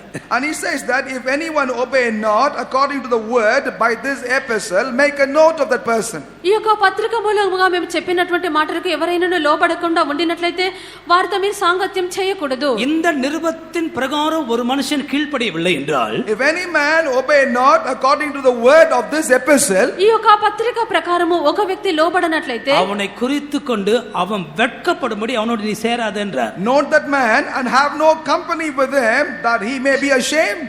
అతన్ని కనిపెట్టి అతడు సిగ్గుపడు నిమిత్తము అతనితో సాంగత్యం அதோடு చేయకూడదు. கூட அவனை சத்துருவா எண்ணாதே, சகோதரனாக எண்ணி புத்தி சொல். But at the same time, do not count him as your enemy, but I- count him as your brother and counsel him. ఆయనను అతన్ని శత్రువుగా భావింపక సహోదరుని భావించి బుద్ధి చెప్పుడి. கண்களை மூடுவோமாக. Let us all close our eyes. మనము కన్నులు మూసెదము. பரமழைப்புக்கு பங்குள்ளவர்களாகிய பரிசுத்த சகோதரரே, The holy brethren called to partake in the heavenly calling. పరలోక పిలుపులో పాలు పొందిన పరిశుద్ధ సహోదరులారా, நேரம் கிடைக்கும் போது ஒரு முறை கூட இந்த நிருபத்தை போய் வீட்டுல பொறுமையா வாசித்து இந்த வசனங்களோடு சேர்ந்து தியானித்து பாருங்கள். As you get time, when you go home, read this epistle one more time and align yourself with these words. మీరు ఇంటికి వెళ్ళిన పిమ్మట మరొకసారి యొక్క పత్రికను చదివి యొక్క వాక్యములను మీరు ధ్యానించి చూడుడి. எப்படி ஆயிரம் ஆண்டர் வரும் பொழுது நாம் அவருடைய சமூகத்துல போய் சேர வேண்டும். Somehow or the other, when the Lord comes, we must reach His presence. ప్రభు వచ్చినప్పుడు ఎలాగైనా మనం ప్రభు చింతకు చేరవలెను. கர்த்தருடைய சமூகத்திலே தாழ்த்துவோமாக. Let us all humble ourselves therefore in the presence of God. దేవుని యొక్క సన్నిధానమందు మనల్ని తగ్గించుకొనుము. முழங்கால்களை கால்களை மடக்கி கர்த்தருக்கு முன்பாக நில்லுங்கள். Let us kneel down and come before the presence of God. మనం మోకరించి దేవుని ఎదుట నిలిచెదము. சபைக்கென்று ஒரு ஒழுங்குமுறைகள் உண்டு. There is an order exclusive for the church. సంఘము నిమిత్తము కొన్ని క్రమములు విధులు కలవు. சபை ஒழுங்குக்குட்பட்ட சபையா இருக்க வேண்டும். Church is subjected to an order. మన యొక్క సంఘం అనేది ఆజ్ఞలకు విధులకు లోబడినది. இந்த சத்தியத்திற்காக ஜீவிக்க நம்மை அர்ப்பணிப்போமாக. Let us submit, surrender, that we might live only for this truth. సత్య ప్రకారము జీవించుటకు మనల్ని అంకితం చేసుకొనిదము. நாம் బలహీనமானவர்கள் என்று நமக்கு தெரியும். We know that we are but weaklings. మనం బలహీనులమని మనకు తెలియను. ஆனால் கிருபையை தேவன் தருகிறார். But the Lord give us His grace. ఆయనను దేవుడు మన కృపనిచ్చుచున్నారు. சத்தியத்திலே நிற்கும்படியாய் தேவன் தன்னுடைய கிருபை இப்போது அனுப்ப போகிறார். The Lord will now send once again His grace that we will be able to steadfastly stand in the truth. మనము సత్యములో నిలిచినట్లుగా దేవుడు కృపనిచ్చుచున్నారు. தேவனுடைய சாயலை அடையும்படி இந்த மகிமையான சுவிசேஷத்தை அவர் நமக்கு தந்திருக்கிறார். That we might put on the image of God, the Lord has given us this glorious gospel. మనము దేవుని యొక్క సారూప్యమును పొందే నిమిత్తము యొక్క సువార్తను మనకు ఇచ్చినారు. அழைத்தாரே சுவிசேஷத்தினார் அடைய தேவ சாயலதை அழைத்தாரே சுவிசேஷத்தினார் Amen. அடைய தேவ சாயலதை பயத்துடன் நீ பரிசுத்தமதையே பயத்துடன் நீ பரிசுத்தமதையே அறிவில் பூரணமாகிடுவோம்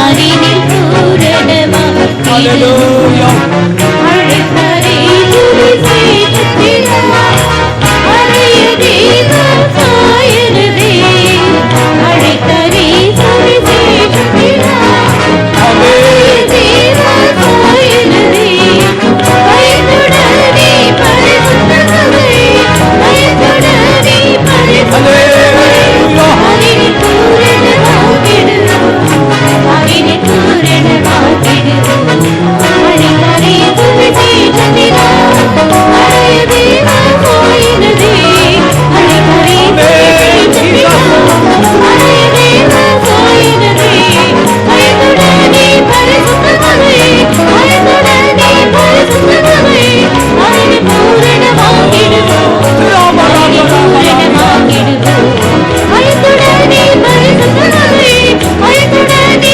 பரிசுத்தமதையே அறிவில் பூரணமாகிடுவோம் அறிவில் பூரணமாகிடுவோம் பயத்துடன் நீ பரிசுத்தமதையே பயத்துடன் நீ பரிசுத்தமதையே அறிவில் பூரணமாகிடுவோம் அறிவில் பூரணமாகிடுவோம் பயத்துடன் நீ பரிசுத்தமதையே பயத்துடன் நீ பரிசுத்தமதையே அறிவில் பூரணமாகிடுவோம் அறிவில் பூரணமாகிடுவோம் ஹalleluya. ஆம் பிரியமானவர்களே, இந்த விலையேறப்பட்ட மகிமையான சுவிசேஷத்தினாலே அவர் நம்மை அழைத்தார். Yes, beloved, by this a glorious gospel the Lord hath called us. இந்த சபைக்குள்ளே தேவன் நம்மை கொண்டு வந்தார். The Lord alone brought us into this church. நாள் மட்டும் நம்மை பாதுகாத்து வந்திருக்கிறார். And it is He who preserved us up until this day. எத்தனையோ நெருக்கங்கள் சோதனைகள் வந்தது. Many were the constraints and the temptations. தெய்வத்தின் இரக்கத்தினாலும் கிருபையினாலும் இன்றைக்கு நாம் இந்த ஆராதனையில் இருக்கிறோம். But it is by the grace of God and by His mercy today we are found in worship. நம்முடைய இருதயம் நன்றியால் நிரம்பட்டும். Therefore may our heart be filled with gratitude. ஆம், எதற்காக தேவன் அப்படி செய்கிறார்? Why does the Lord do so to us? நம்முடைய பக்தியை கண்டா, The Lord consider, is it because of our devotion? அல்லது நம்முடைய சபையின் பெயரை கண்டா? Is it because of the name of our church? இல்லை, அவர் நன்மேல் வைத்த அநாதி சிநேகத்தினாலே. No, it is all because of the everlasting love with which He loved us. நம்மேல் வைத்த அன்பு பெரியது. And the love that He kept upon us is great. ஒரு நாள் அவர் வருவார். One day He shall come. ரகசியமாக வருவார். And He shall come secretly. நாம் அவர் வரும்போது எடுத்துக்கொள்ளப்பட வேண்டும். When He comes we must be caught up. அந்த பிணத்தை நோக்கி போகிற கழுகுகளை போல, Like that vulture that goes towards the dead corpse. நம்முடைய மீட்பரை நோக்கி பறந்து போகும் பரிசுத்தவான்களாய் மாற வேண்டும். Let us become saints who will go towards our Redeemer. எத்தனை பேருக்கு அந்த வாஞ்சை இருக்கிறது? How many of you have that desire? இயேசு கிறிஸ்து வருவார். Jesus will come. நாம் அவரோடு பறந்து போவோம். We will fly with Him. பிரியன் வரும்போது அவனை கொடே பறந்து போயார் அதியணிக்கு. பிரியன் வரும்போது அவனை கொடே பறந்து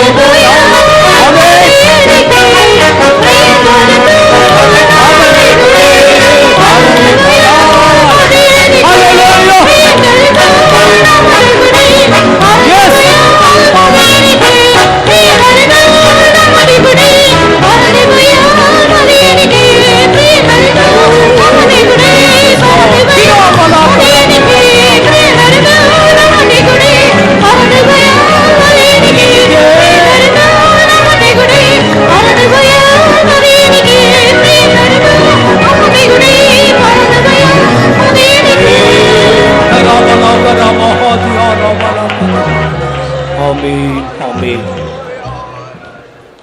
ஜெபிப்போம். அன்பான பிதாவே, ஆசீர்வதிக்கப்பட்டதான காலவேளைக்காக நாங்கள் மே துதிக்கிறோம். உடைய பிள்ளைகளாகிய நாங்கள் ஒன்றாய் கூடி மியாவியோடும் உண்மையோடும் தொழுது கொள்ள முடியாது கத்திரங்களுக்கு உதவிச்சு எப்படி 4 ஸ்தோத்திரம். எங்களுடைய ஆராதனை நீரே பொறுப்படுத்தி நடத்தினீர். ஒவ்வொரு பகுதியிலும் நிராவுக்களாக மாற்ற முடியாலுமே துதிக்கிறோம்.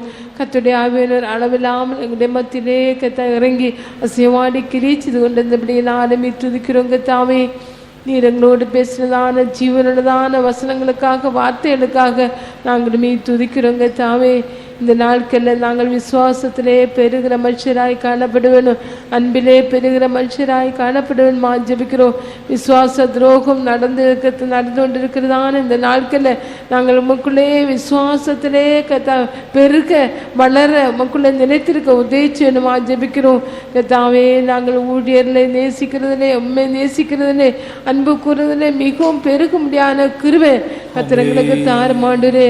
உம்முடைய வருகையிலே நாங்கள் காணப்படுவேனும், யார் உம்முடைய வருகையிலே சேர்க்கப்படுவார்கள் என்பதை நாங்கள் கேட்டோம். கத்தாவே, அன்று நமக்குள்ளே இருக்கிறவர்கள் நமக்குள்ளே தேர்ந்தவர்கள் மீ சந்திப்பார்கள். கத்தாவே, நீர் கத்தாரவாரத்தோடும் பிரதான தூதனுடைய சத்தத்தோடும் எக்காலத்தோடும் எங்கள் எக்கால சத்தத்தோடும் கத்தா நீர் வருவீரே சுவாமி. நீர் வரும்போது மீ சந்திக்க முடியாது நாங்கள் ஆயத்தமாய் காணப்பட உதவிச்சவனும், குற்றம் சாட்டப்படாத ஒரு ஜீவியை நாங்கள் செய்ய வேண்டுமே. கத்தாவே, அன்று நாங்கள் நமக்குள்ளே வளர்ந்தவர்களாக காணப்பட வேண்டுமே. கத்தாவே, என்ன சோதனைகள் போராட்டங்கள் வந்தாலும் முறுமுறுக்காமல் கத்திற்காக நிற்கிறவர்கள் கத்தாமே சந்திப்பார்கள். கத்தாவே, விவசாயம் வேசித்தனம் விடுபட்டதான பாவங்கள் செய்தாலுமே சந்திக்க முடியாது. கத்தாவே, அன்றைய ஜெயங்குழுமே சந்திக்க முடியும்.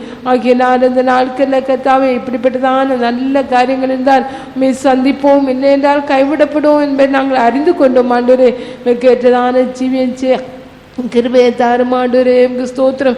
இந்த நாட்களில் நாங்கள் ஆவினாலே பரிசுத்தமாக்கப்படட்டும். இந்த வசனத்தினாலே கத்தாவே ரத்தத்தினாலே நாங்கள் பரிசுத்தமாக்கப்பட்டதான ஒரு ஜீவியம் செய்ய கத்திரங்களுக்கு உதவிச்சேனுமா ஜெபிக்கிறோம். நாங்கள் உமக்குள்ளே நிலைத்திருக்கட்டும். அசையக்கூடியதான காரியங்கள் வந்தாலும் நாங்கள் உமக்குள்ளே நிலைத்திருக்க உங்களுக்கு உதவிச்சேனுமா ஜெபிக்கிறோம். என்னென்ன காரியங்களை விட்டு விலக வேணுமோ அவைகளை விட்டு விலக முடியாத கிருபை கத்திரங்களுக்கு தாருமாண்டவரே. நன்மை செய்வதிலே நாங்கள் சோர்ந்து போகாதபடிக்கு மற்றவர்களுக்கு நன்மை செய்யும்படியான இருதயத்தை கத்திரங்களுக்கு தாராளமாய் தரவேணுமா ஜெபிக்கிறோம். இந்த நிருபங்களே அந்த சத்தியத்தின்படியே நாங்கள் இந்த நாட்களை ஜீவிக்கவும் நீர் வரும்போதுமே சந்திக்கவும் உதவிச்சு சாயந்தரம் நடக்கிறதான எங்களுடைய ஊழியக்காரருடைய கூட்டத்தை எல்லாம் பொறுப்பேற்று நடத்தும். எப்படியானு நாங்கள் உண்மை போல மாற்றப்பட்டு நீர் வரும்போது ஒருவராகிலும் கைவிடப்பட்டு போகாதபடிக்கு எல்லாரும் சந்திக்க முடியாத ஆயத்தமாக உதவிச்சு இயேசு நாமத்தினால் வேண்டிக் கொள்கிறோம் பிதாவே. ஆமென். ஸ்தோத்திரிப்போம். ஸ்தோத்திரம் ஸ்தோத்திரம். எல்லா துதிகான மகிமை கர்த்தர் கொடுத்து ஸ்தோத்திரிப்போம். கர்த்தராகிய இயேசு கிறிஸ்துவின் கிருபையும் பிதாவாகிய தேவனுடைய அன்பும் பரிசுத்தாவின் ஐக்கியமும் நம்மோடும் சகல பரிசுத்தவான்களோடு வருகை மட்டும் இருப்பதாக.